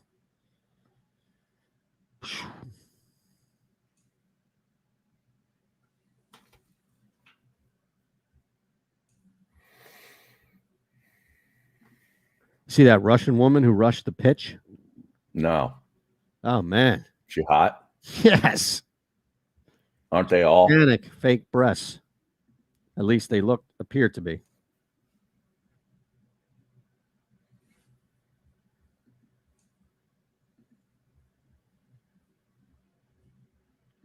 So now, I tell you, everything Russian is corrupt, or at least has the sense of corruption. And before the whole political stuff happened, like it was just back in, the hockey game or the basketball game, right? In which it was what, double overtime? Oh, that was with Doug Collins? Yes. Yeah, back in the 72, I think that was. They bitched and moaned and complained and they got their way, right? Another overtime. And finally they wore the Americans down. Like everything has this asterisk next to Russia. We just saw this last year. The story came out during the French Open, Harry, about last year's French Open, where a Russian female tennis player was arrested and brought up on charges for fixing a match last year. So in typical fashion here, this woman, Maria Shmulina, who looks pretty damn good, jumped on the field, the pitch, during a Belgium-Finland match in Russia during the Euros. Well, apparently she's being investigated for having ties to Heineken and whether or not a drink company sponsored her technically. Yep, to jump on the field and do it all for the gram. Wow. They did it all for the gram. Now, is that did we preempt Ron Culver's fake news tomorrow by looking at this woman? Possibly. I mean, this is she is amazing. That sounds like, can't you put a picture of her up on the stream? Oh, yeah, sure. It's fine. I didn't know that. Shmuley? Her name's Shmuley? Yeah. Shmulina? Not Shmoley. Right? Or no. Who is it? Who's that? It's Shlomo, right? Oh, Shlomo, yeah. Not Shlomo. Shmulina. And I'm going to give you all a nice little taste here of what we're looking at, because I'm surprised you haven't seen this. No. Nah, I didn't see it, Peter. Just wait. This is the beauty of being live and local on the JAKIB Media YouTube page, of course, back here on Sports Map Radio. And look, here we have it. Let me just drop a little bit. See, this is one of these sites that has all of these pop-ups for days. Oh, okay. But that's her. I don't see her yet. No? No. Oh, I'm sorry. She's not up there. Now she is. Oh, yeah. Oh, she was definitely paid by a company. You think so? You think this No is a paid question. performer? No She's question. a pro, Harry? Is that Yes. what you're telling me? Yes. She's a pro? Yes. She wasn't really into it because she felt it? That's no amateur. No? That's Well, a you pro. Harry, you have been accused of having a very discerning eye. That's a pro. You knew right away. That's a Yes. pro, huh? Yes. I don't know if it was Heineken or who it was, but somebody. Well, look, that's Yeah. not a bad picture Yeah. by any means. I just hope Ron didn't have this for tomorrow. But you know what? If you did have it for tomorrow, bring it back up anyway. A, because Barrett can talk about it in this awkward way Right. with the boss lady staring over him. And B, we get to show this picture of him. Eytan, there was a moment last week during the show. It was the early part of the week where Barrett was just so distracted. I'm going through this whole thing about the NFC East and, running out these facts, and Barrett would just be like, yeah. And I had to stop the show and say, dude, are you all right? Are you wasted? It was his grandson. Well, it's apparently right in front of him, staring him in the face. Well, And how old And is it's he so against- distracted him. I don't know. He's like 5, 6 years old, I guess. See, that's the thing. Like you don't have to worry about that with me. Okay, my kid can stare at me all he wants. I'm used to that. Okay, Right. Done remotes at Reading Terminal. All right, done remotes at the airport. Done remotes at the casino. I'm used to stranger looking people than my son staring at me for 2 hours. So you won't have to worry about that by any means. I just think that's hilarious because I think somebody even called him out on Twitter, not just on the stream, but on Twitter. I think it was like John Shelton on Twitter. Oh, really? Yeah, being like, hey, or maybe it was Penguin AZ, one of our regulars asking if it's going to be a wasted Barrett again today, like quote unquote wasted Barrett. Right. Yeah, and his grandson actually unplugged the computer, like from the jack into the wall for the hardwired computer.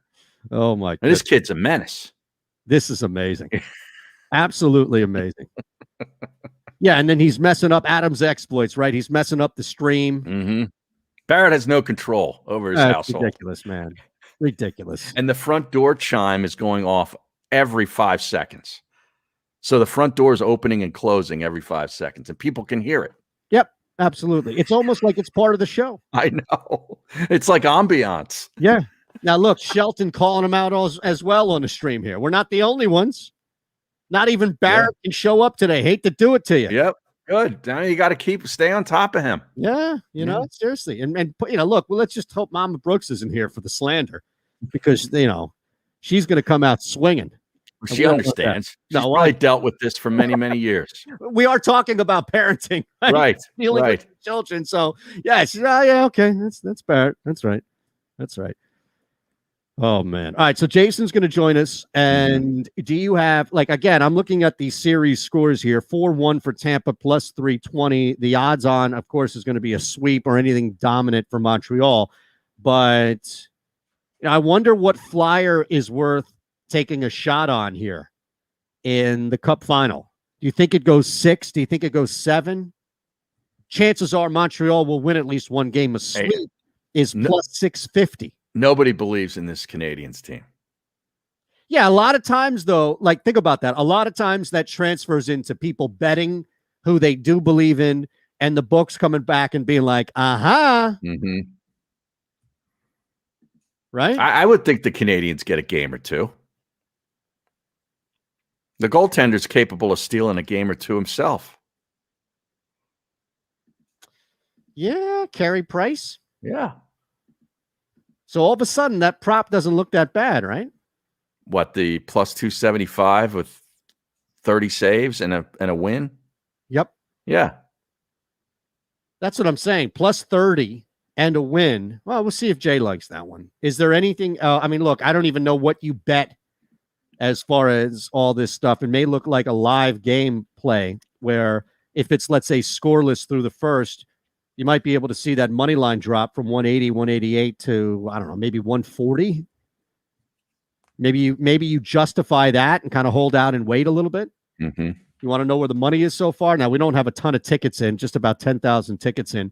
But as you can imagine, nearly 80% of the public money is on Tampa. Now, again, 10,000 tickets, that could shift drastically in the next hour, let alone, seeing how we get up to puck drop.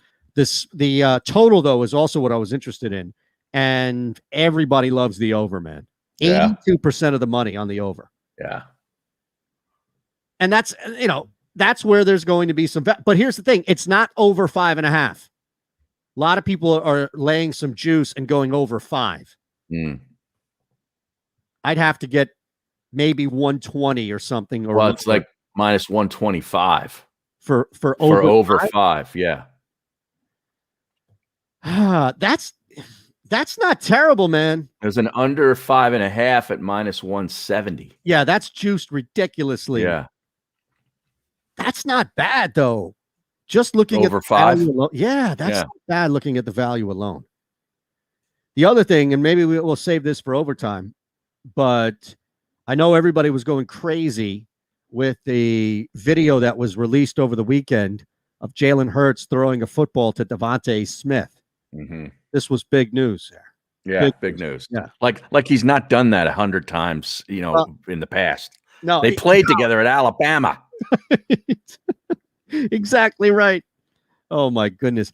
You have any feel for tonight's basketball game before we start looking deep into some hockey plays and the narratives around the NHL tonight, game 7 or 1, pardon me, of the Stanley Cup final? So the Clippers on the road. Clippers are getting 5.5. I mean, getting 5.5. It's a pretty telling line that the series comes to a close tonight. Yeah. If you look, LA, here's one thing to factor in. Okay, one thing to factor in. Yes, there was a brutal missed call from the officials at the end of that game last time out that would have given the Clippers another shot. But we have to factor this in. The Clippers in the fourth quarter were 0 for 12 on shots that either could have tied or taken the lead. 0 for 12. So I know, like, I just hear like the PGF or somebody smarter than me in my head saying, like, that's not going to happen again. Right. Like that's a trend that you can look at and say, all right, if this, you just have to get that game close. I don't know if you can get it close enough for that stat to no longer matter, is my point. I hear you, but I would take Phoenix tonight. You're going to lay the 5.5? And take the over. 214, it's a low number. Here's what we can do. We can lock in the Phoenix Suns at minus 225. And there he is. Any and every play that you're going to get from Jason Martinez here as a parlay. I mean, that's how you drop that Phoenix Suns thing down a little bit. Look at you in the car, styling the got the CCM shirt. What's going on? Yeah. Can you guys hear me all right? Yeah, we got you loud and clear. We can hear you. We can do it all. We can do it all. I can see if I can get rid of that echo for you. We don't hear it. Well, now it sounds better. Oh, Harry hears things. Okay. Sorry. Yeah. You're good, brother. Yeah, man. Just running some errands for my daughter's 10th birthday tomorrow. Dude, congratulations, Shander. Thank you, man. Oh, your daughter's birthday is the same day as mine. Look at that. Is your birthday tomorrow, Harry? Yeah, June 29th. Yeah. Oh, that's right. Yeah. My Harry's going to be 50 plus. And my daughter's 56. That's 50 plus, Harry. Yeah, 50 plus. Yeah, I'm on the way to 60. Yeah. I think they say 55 plus, right? Yeah, 55 plus. I can now move into one of those communities, the 55 plus. I could see. You would be some royal pain in the ass. Oh, I'd love that. Community. I would love that. A lot of discounts come with that 55 plus, Harry. Right, that's right. That is true. Like $4.15. Right, you got to eat earlier though, in order to get the discount. Yeah, you and Uncle June for the early bird special. Right. All right. Well, how excited are you for this Cup final? Is this going to be one that's going to, bring some people in, or is this kind of ho hum? I think it's. Look, I don't know if it's going to bring people in or not, but I think it's interesting because you have this original 6 team that had the 18th best record in the league this year in Montreal. That's on this run. And I got to tell you, like, I've been really kind of going back and forth on it. And Montreal is playing just as good as Tampa. This is not just some luck where Price has just carried them. And he has carried them at points. And Game 6 was a good example of that, where he makes 37 saves and 39 shots to clinch the win and get the overtime win in a conference final. But I look at what they're doing right now. I mean, Harry, they've given up 2 goals or less in 12 of 17 playoff games. And that's not just the goaltending. That's just good defensive play. And then you couple that with the fact that they're 5-1 in overtime. Yeah. I mean, those are 2, to me, very important stats. And I know Tampa's great, and they won the Cup last year. And Kucherov, we'll see where his health is right now after taking that kind of back of the rib shot in that from Mayfield in that Game 6 against the Islanders. But I think at plus 225, especially Eytan, Montreal Canadiens are live in this spot. And I think it'd be great for the game. I mean, they haven't won since 93. Yeah. It'd be the first time in successive years that the Cup was handed out on Canadian soil. If it does, in fact, get handed out in Montreal, whoever wins it, 2 years in a row, because the last year's went down in Edmonton in the bubble. Let me ask that. Let's tail that with something else, because I think from a betting standpoint of riding with Montreal tonight, let's factor in how you see the series playing out, giving Montreal this win? Because if you like Tampa now in 5, and right, we're just building this. Tonight, Montreal wins. Then how does the series end? Because I think it's worth taking a shot on both. I think it's worth looking at, as you said, Montreal being live tonight, and then that factoring in to how you eventually seeing how this series closes out. I'm saying Montreal's live in the series. Oh, in the At plus series. 2.25. Yeah, I think they're live in the Cup final. I apologize. Yeah, they're plus 175 tonight. And actually, my lean is towards Montreal tonight here in Game 1. Yeah. They didn't play a Game 7. Tampa did. So I think that's part of the equation. Montreal also finished, their series a couple of days before Tampa did. Now they're traveling. I don't think that's a big deal, especially for teams that didn't travel out of their country the entire season. Mm-hmm. So I think that part's not that big of a deal. So I just think that Montreal does such a good job, guys, of keeping Carey Price's space clean. They have big and mean defenders, a guy like Shea Weber, and they have guys that keep his, you always want to put traffic around the goaltender, take away his space, and Montreal doesn't allow it. I watched that Vegas series, and I just didn't see it. And they have some bodies that will go to those areas, and there's just too much of a punishment to pay when you go there. I don't know why guys aren't going to that area, but I expect the same thing to happen here for a team that's a little bit more finesse offensively. To not put traffic on Price is going to be a problem here. And Kucherov's a great player because he can shoot and score from anywhere, and he can distribute from anywhere and disguise it incredibly well. And Braden Point's been off the charts great.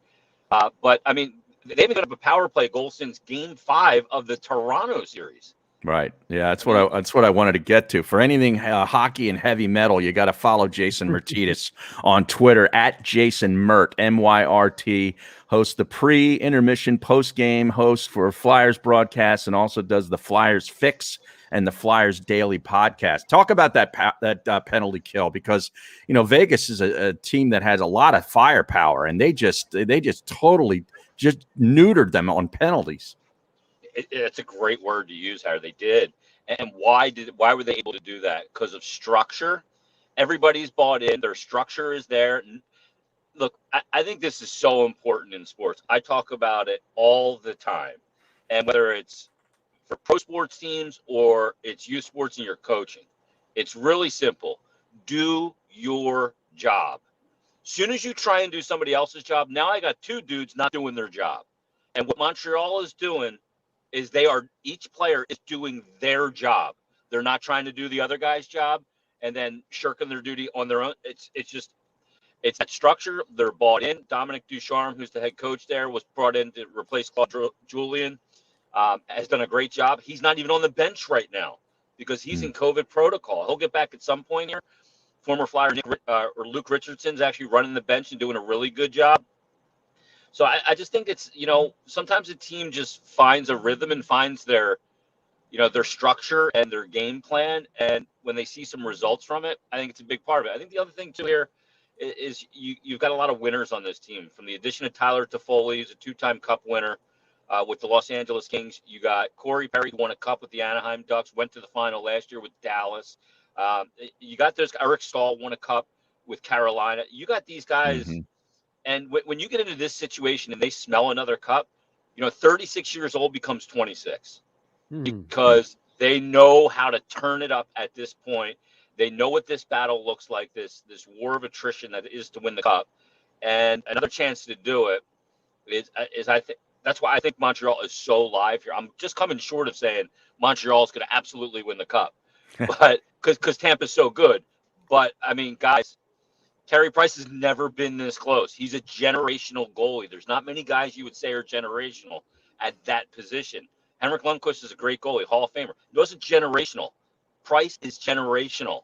And I want to see guys. I like seeing the best athletes in the world and the best players accomplish the greatest things in sport, and I think he can do it. But the goalie matchup too, Harry, Vasilevsky, Price, I mean, you've got to be kidding me, right? How good both of these guys are. So Vasilevsky's the best goalie in the world currently. Price is still a freak show, and he just affects everybody who's trying to score on him. But he's got Tiger Woods mentality where the opposition's trying to be perfect to beat him, and then they don't even get a shot on goal because of it. All right, so we had a couple of props, one surrounding Carey Price. And real quick, speaking of live, Spain live right now, by the way, 20 points less than when the gate closed. But here is the prop, and Harry and I were trying to figure it out. And look, it's all predicated on if you think Montreal wins the game tonight. You do, so this is a perfect place to start. We're trying to determine how much of Carey Price, not to take anything at all away from him, because we're not. He's amazing. But when we talk about getting to a specific number, how much of the wins and how much of Montreal's success comes from elements around Carey Price or aid Carey Price versus him physically stopping every shot in sight. The prop is Price 30-plus saves and Canadians to win at plus 275. So you're bumping up Canadians to win. Yeah, you like that? I love it. There we go. He's going to see 30 shots in this game, right? Yep, he's going to see 30 shots against this Tampa team with that firepower. They're going to try I think with Tampa's, their tactical thing that they're going to try and do is they're going to try and put a lot of rubber on him and drive the net for rebounds. I think that's going to be a plan. I call them POPs, puck on pad, where he can't control the puck. You put it in his hands, forget it. Directionally, he's controlling those rebounds to the corner, or he's stopping the play and slowing the game down, which will be their plan. So I think it's a really good prop because look, he didn't win the series for Montreal over Tampa. It wasn't just Carey Price stole this series like Jarl Halak in 2010 when he did it to the Washington Capitals. That wasn't the case. So this is more of a team effort. I think people are looking at it like, oh, Price, but it's not. It's the team too. So that's why I think they can win the game. He will see 30 shots. I think he makes more than 30 saves in this hockey game. I think he's going to see anywhere between 36 and 39 shots in the game. He's going to give up 2 goals, and they're going to end up winning the game like 3-2 in overtime. I think it's going to be a thriller. But yeah, I like the prop. I love the payout too at plus 275. Yeah, you're essentially bumping it up. Yeah. Yep.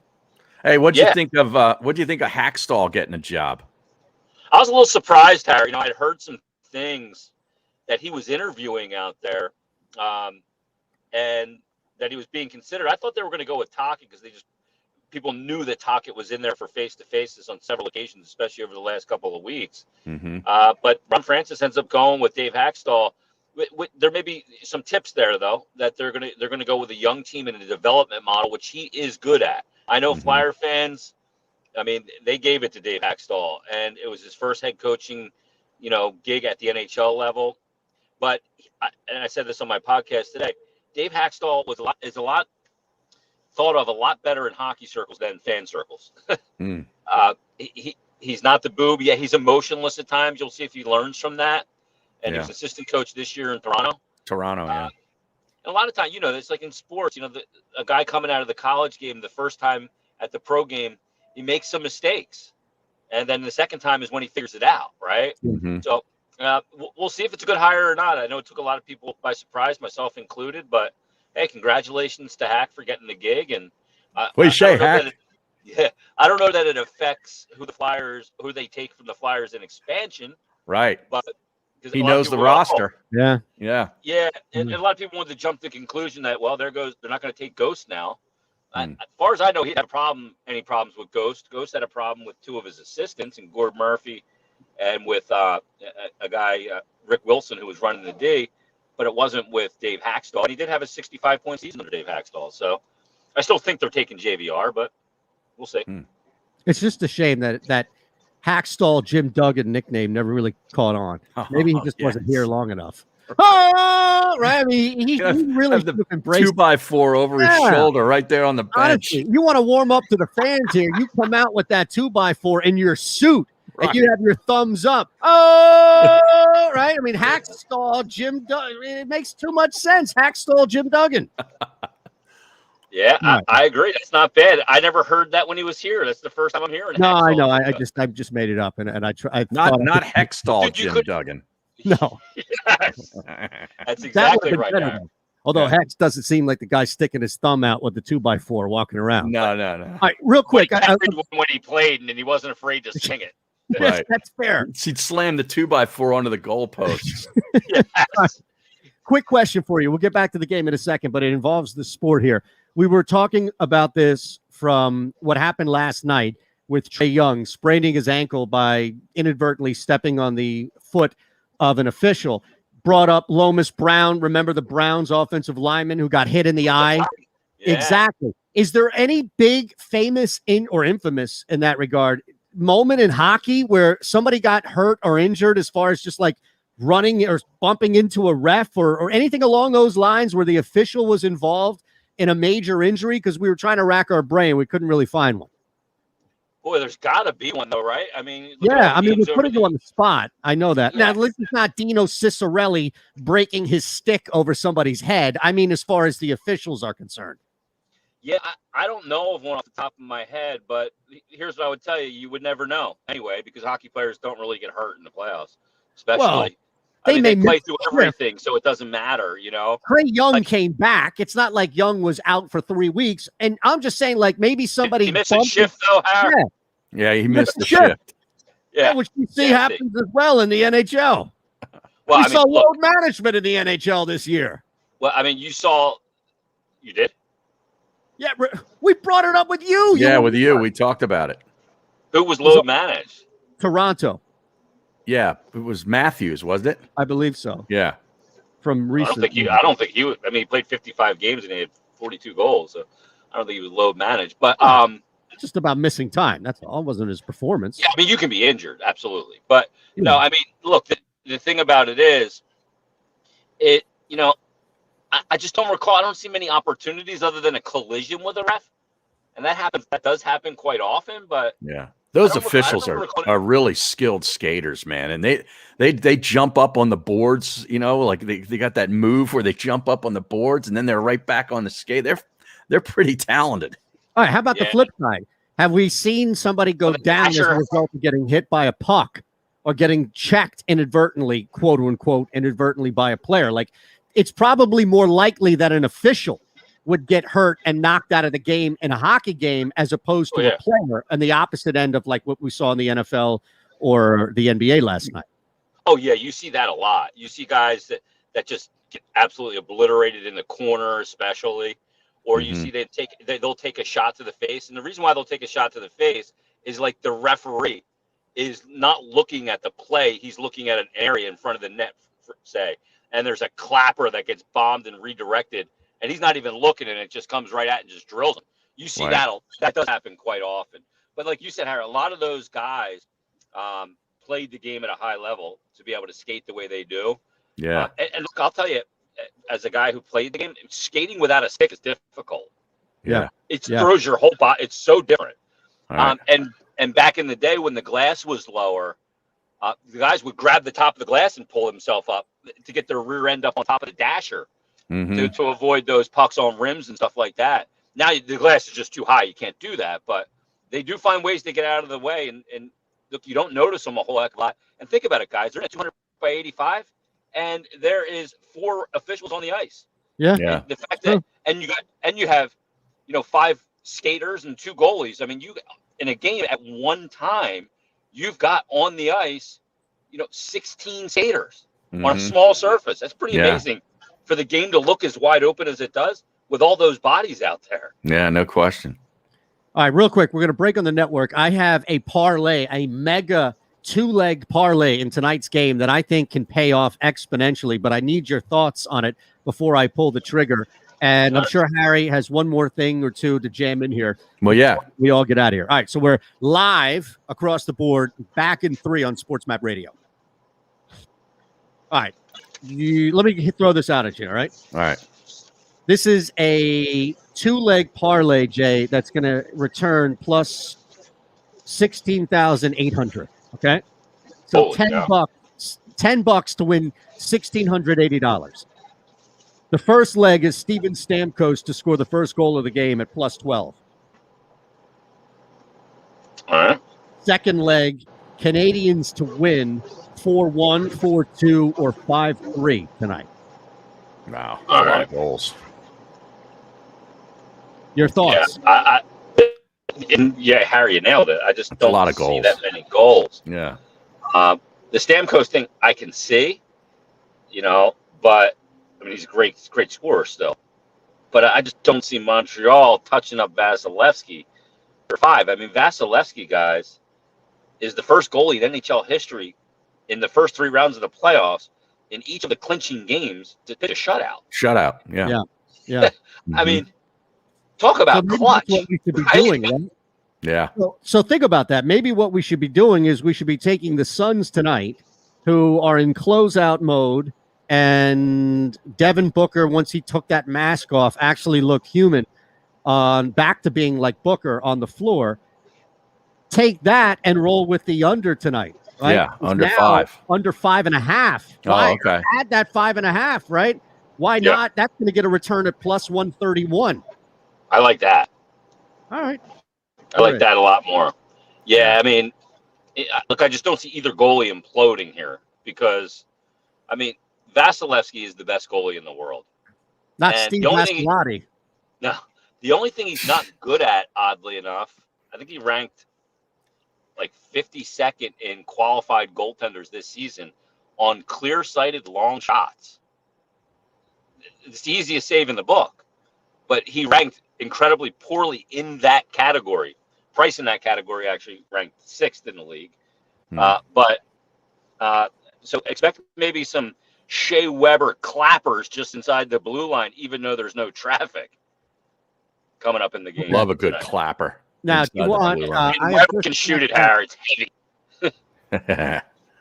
By the way, we have video evidence of what Brian Baldinger looks like on the golf course. Oh, really? Yes.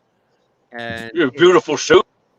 Oh man, he's wearing cargo shorts. Cargos. Yeah. Come on, you can't go cargos on. Where's he playing? A Muni? No, he's down at Blue Heron Pines. Remember, you and I did a show down there for that event, Jason. That's exactly right, Harry. Yeah. Yeah, but Baldy's got to know better than that. Yeah, he doesn't care. The meat just wears a pair of cargos. Yeah, you can't do that, and he knows that. But it's a Monday. He doesn't care. Well, it's also it's a closed event on Jaws's course. These guys could show up in tank tops and flip flops. Yeah, Vysikahema probably does come in flip flops or barefoot. Yeah, Vi getting all the power through the ground up, right through the feet. I could see Vi in like a pair of flip flops with the spikes on them. Oh, here's Baldy. Yeah, here's the Baldy. swing. Oh, that's a beautiful swing. Oh, look at that take back cut. Oh, man, this is like the Konica Minolta BizHub Swing Vision camera. This is a Baldy's. Wow. That ball Look at that. might hook a little left, but that ball looked pretty straight. I think there was actually cutting. We got to see a Baldy's breakdown video on that. Yeah, that looked like it started on a cut. Clear-cut evidence of this man wearing cargo shorts. That's tremendous. Indefutable, irrefutable. Look, he's got the index finger up, like he's. What a beautiful sight! Wow. You throw some grass in the air, Harry, to test the wind. Baldy just sticks the pinky up there and it flaps in the wind. Right. Great, isn't it? Yeah. Hey, you brought up that shorts. You can put lunch meat in the pockets.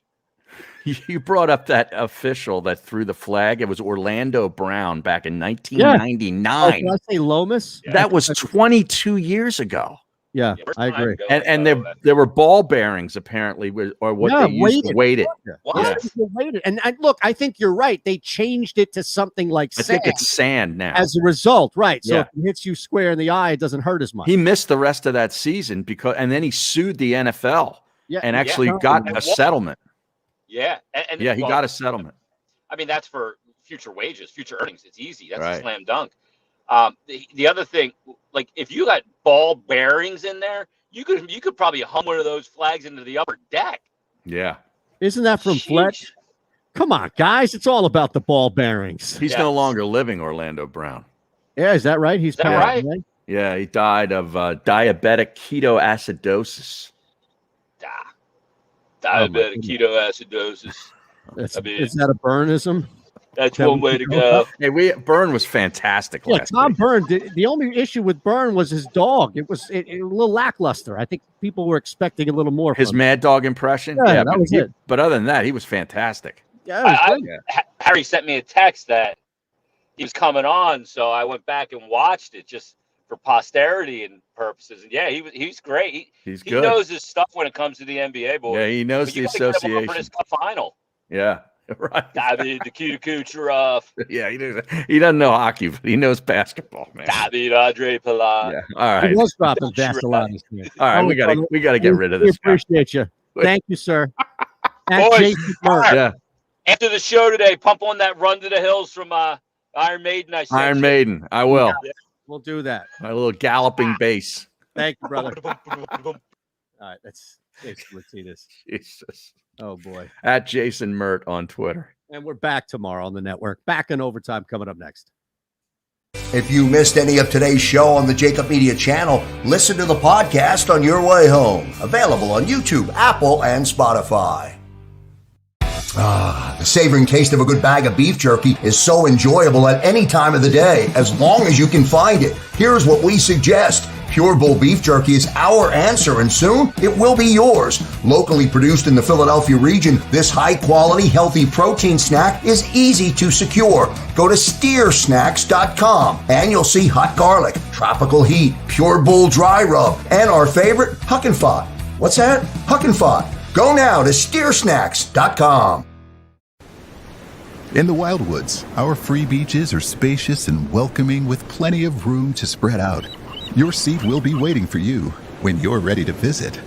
The Wildwoods, creating cherished family memories for generations. Attention women of South Jersey and the Delaware Valley. Sign up right now with Our Lady NRA instructor Nayara Andrzak, who will teach you gun safety as part of this 3-hour safety class, which is being held at Delaware Valley Sports Center in Philadelphia. For information, drop an email to info@DelawareValleySportsCenter.com. That's info@DelawareValleySportsCenter.com. Learn the fundamentals at Delaware Valley Sports Center. You can't miss. Are you looking for a place to track your action, purchase picks, and share your sports betting analysis with the gambling community? Check out JAKIB Sports, a social media platform with an unparalleled experience catered for the sports betting community.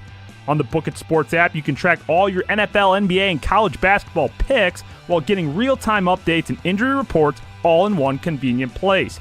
Start building your following today and stand out amongst your friends by downloading the JAKIB Sports app on the Apple and Google Play stores.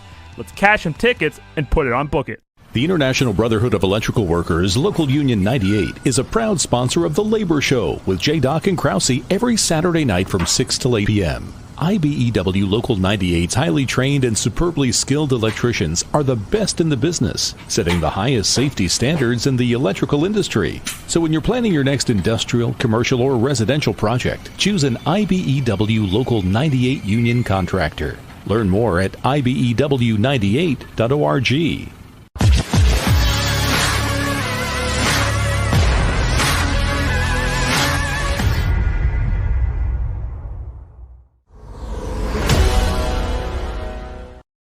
All right, overtime, and I did see this. I didn't realize that this was in jeopardy here. Trae Young is actually in the air, like questionable to play. Yeah, well, that's what they're saying. I mean, apparently that ankle was worse than anticipated, but that's that's drama. Now, how do you wager that game? I think you have to hammer Milwaukee on, like, it's minus 275. They're laying 6.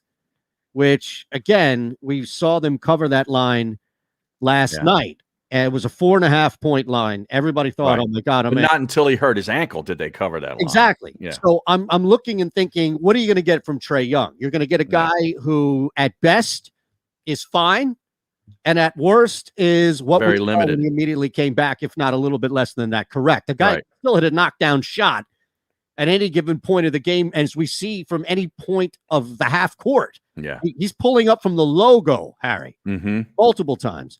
But do you, at the very least, all right, if Trae Young is hurt and Trae Young is playing hurt, I think 2 plays immediately jump out to me.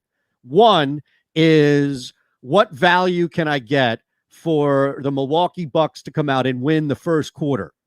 And the first quarter money line is not going to be too favorable to the Bucks. It's at minus 175. If you find any type of spread for the Milwaukee Bucks in the first quarter, that's where I think you take full advantage of Trae Young kind of questionable up in the air. And if we're pushing this, The other play I would look at, Harry, would be just going under. And I know it's a low number. It's a low number, but I would go under for this game, at least in Milwaukee and Atlanta, what they can put up. But if Trae Young is dealing with this and it's a concern, then I would look at going under 221 for the total. Yeah. Starts. Yeah. Well, yeah. And what about a prop on Lou Williams over for whatever his point total is? Could you get that? He's got to be on the book now, right? I would think so. All right, let me pull it up. He'd probably, be playing a lot of extra minutes, taking a lot of extra shots. You know who's been a no-show in these playoffs pretty much, except for a game or two against the Sixers, is your boy Bogdanovich. Yeah. Well, he's okay. Is he banged up? Yeah. Bad knee injury. Okay. And game 1 was a reflection of him playing through this knee injury, and he did not look good with that. Game 2 was a blowout. So it's hard to really take it. And look, he was actually producing at a pretty good clip in game 2 before he was pulled, because everybody was pulled in the blowout. Last night, I think you saw him trying to struggle through the pain of it. Yeah. But, he's getting looks.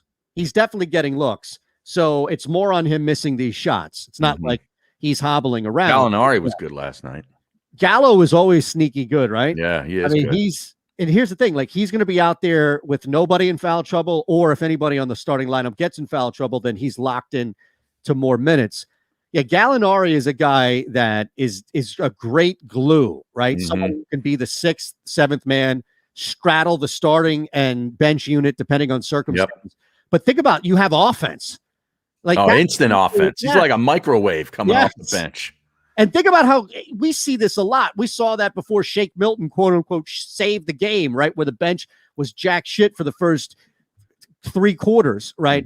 Where if you don't have anybody on your bench that can just be offense, like Lou Williams, and now we mentioned this other kid, get offense. It changes things. Yeah, the Sixers really don't have that guy. It's Shake Milton, but so much. Yeah, because Thibel's all defense, and Maxey, it's hit and miss. He's not instant offense. He was in that one game, but when he came in and put up 12 or 11 or 12 points in a quarter. It's volatile. Yeah, it's too volatile to bet on, from that standpoint. But I think this is a very, I can't even believe Atlanta was up big. I look at Atlanta and I'm thinking, how does Kevin Huerter even left open at any point? And, I get that there are things you can't do to stop Trae Young pulling from half court, but Milwaukee just feels like they need this. They're like the Ben Simmons of the NBA, right? If there's some sort of outside catalyst that they could respond to, they look pretty damn good. Yeah. But if they're, it's very difficult for them to just come in there and take care of business, all right, let's go from start to end. And it's frustrating. Although they were getting points after 1, so hopefully people jumped in. And then the other thing I was going to bring up here, you brought up a top 40 list. Yeah, the quarterbacks. That was Chris Sims. Well, did you see the top coaching list? Who put it out? CBS Sports, Cody Benjamin. Didn't we have Cody on this show before? I think we had a guy on that was out in Minnesota from CBS Sports Network or CBSSports.com. Boy, I tell Cody Benjamin? Yeah, Cody Benjamin. I thought we've had him on. Yeah, I think that name sounds familiar. All right, so some figures before you look at who's where. Yes, we did. That's the guy. Let's look at maybe bringing him back on. Maybe we get him on tomorrow. Talk about this gigantic list that he put together. And here are the 4 pieces of criteria. Pardon me. Ready? Coaches were ranked with past performance and future outlook in mind. So it's not a, quote, legends list, rewarding solely those who've won a ton. Right. Or won it all before. So no matter how promising Arthur Smith may be in Atlanta, we just can't quite take him over, say, Mike Zimmer at this juncture. Already I like this list better because it's applying reason that should have been used with Chris Sims' stupid list. Agreed. The best way to view this might be to consider it something of a coach's draft. As in, you could build a team and take any of these guys to run the show in 2021. Who would you select? All right. That requires separating coaches from their current setups which in one sense muddies the whole evaluation. How do you judge Andy Reid separate from the Chiefs? But simplifies the would you rather debates. If you could put Reid on the Dolphins and Brian Flores on the Chiefs, who would fare better? All right. And now this as well. Only 5 of the top 10 are coaches with obviously offensive backgrounds. We'd still argue that most likely the path to success is investing in that side of the ball, but some of the game's most trustworthy leaders suggest you can win otherwise. And finally, 7 of the top 15, that's 46% of this list, and 10 of the top 20, 50%, have been head coaches for 5 or fewer seasons. So if your favorite team just made a new hire, that doesn't mean you can be or can't be competitive sooner rather than later.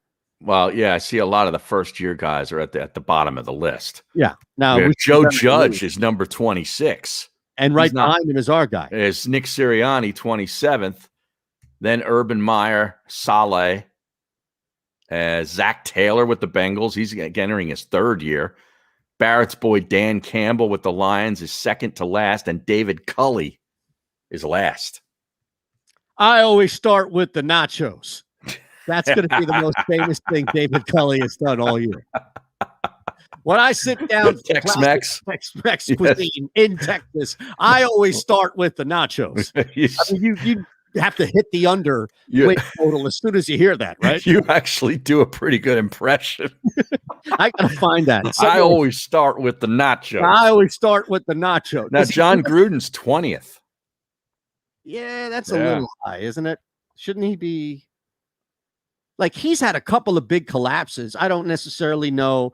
Mike McCarthy, 23. 23rd, yeah. Kingsbury, I mean, that division is just brutal. Arthur Smith, see, I guess Gruden is kind of in the right spot right now, kind of in that 3rd tier. Yeah. Matt Rule, 18th. You like that? Well, I don't think he should be any higher. I mean, he hasn't, this is a big year for him. Yeah. I mean, they need to start winning some games.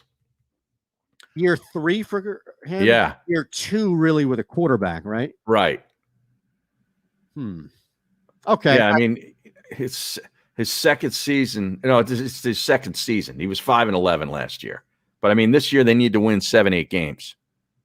Okay. You need to make that step. Is there one name as we wind down here? We'll reach out and grab him tomorrow, and Barrett will be back with us. And anybody who hit plus 1,200 just cashed in big time, or 200, pardon me, cashed in big time. Frank Reich is number 12, Shanahan 11. I'm just kind of looking Tomlin 10. Yeah, Tomlin, I think Tomlin still gets a bad rap because there is constant turmoil with his team, specifically at the quarterback position, and he makes something out of nothing. Yeah, they're dealing with injuries all the time with Ben Roethlisberger. Yeah. Remember, they were down to their 3rd string guy, Duck Howard, right? At one point, 2 years ago. I mean, it was brutal. That was the guy from Samford. Played at college at Samford. So I think, to be honest with you, if I'm looking at a draft right now, that's probably the first real issue. I get it. Harbaugh's up there. He's going to be up there. I probably wouldn't take him 3rd overall. Sean Payton still has it there. McDermott up in Payton's a little high, don't you think? I think Payton, I mean, if Mike Tomlin is 10, then I think Sean Payton should be docked down. But I'd be willing to concede and say keep Sean Payton at 4, but bump up Mike Tomlin. And look, Bruce Arians probably deserves to be a little higher than 8. Yeah. Sean McDermott, okay at 5. I wouldn't. Look, might be a little high. That's a little high. I don't think Sean McVay deserves to be in the top. Really? That's my hot take. Why? Because I think he's overrated. I think they he's overrated because he gets way too much love, but he's pretty good. He's pretty good. Look, I think he's the perfect example of somebody in a different scenario is undressed, and he's constantly surrounded by good talent. And you're talking about all world talent. He got to a Super Bowl with Goff. Yeah, and the offense around him was pretty damn good, though. They were putting up some numbers and stuff. Don't get me wrong, but look, it's his system. Yeah, I think you got to get credit for that.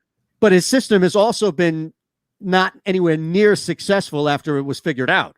Well, now he's got Stafford. We'll see what happens. Yeah, we'll see what happens. But this team has been, I think, underachieved. If you look at what he did by setting the bar by losing in the Super Bowl to Bill Belichick, then he has underachieved every single year since that. And in some cases might have regressed. I'd take him. I would swap him with Tomlin. Do you have any problem with that? You what? I would put Tomlin at 6 and McVay at 10. Would you have any problem with that? I don't think McVay should be down as far as 10. What about 9 and you move LaFleur to 9? We're talking about inches here. No, I'm putting him ahead of LaFleur. Okay, fair enough. Yeah. I'm with that. All right. All right, good stuff. Barrett's back tomorrow, right? I assume so. All right. Well, we appreciate everybody riding. Leave us a like. Make sure you're subscribed to the JAKIB Media YouTube page. Dan Cilio coming up this afternoon. Birds 365 in the morning. And then us, of course, here on the middle. Sponsored by Pure Bull Beef Jerky. Get yours now. Go to steersnacks.com. Always live and local from the Fritz and B. Cooley Law Studio. If you know someone who suffered a personal injury, contact Brian Fritz directly. A tough lawyer for a tough town. Football in Philadelphia is a lifestyle, a passion from birth, and a personal responsibility to know the game. Boo when necessary.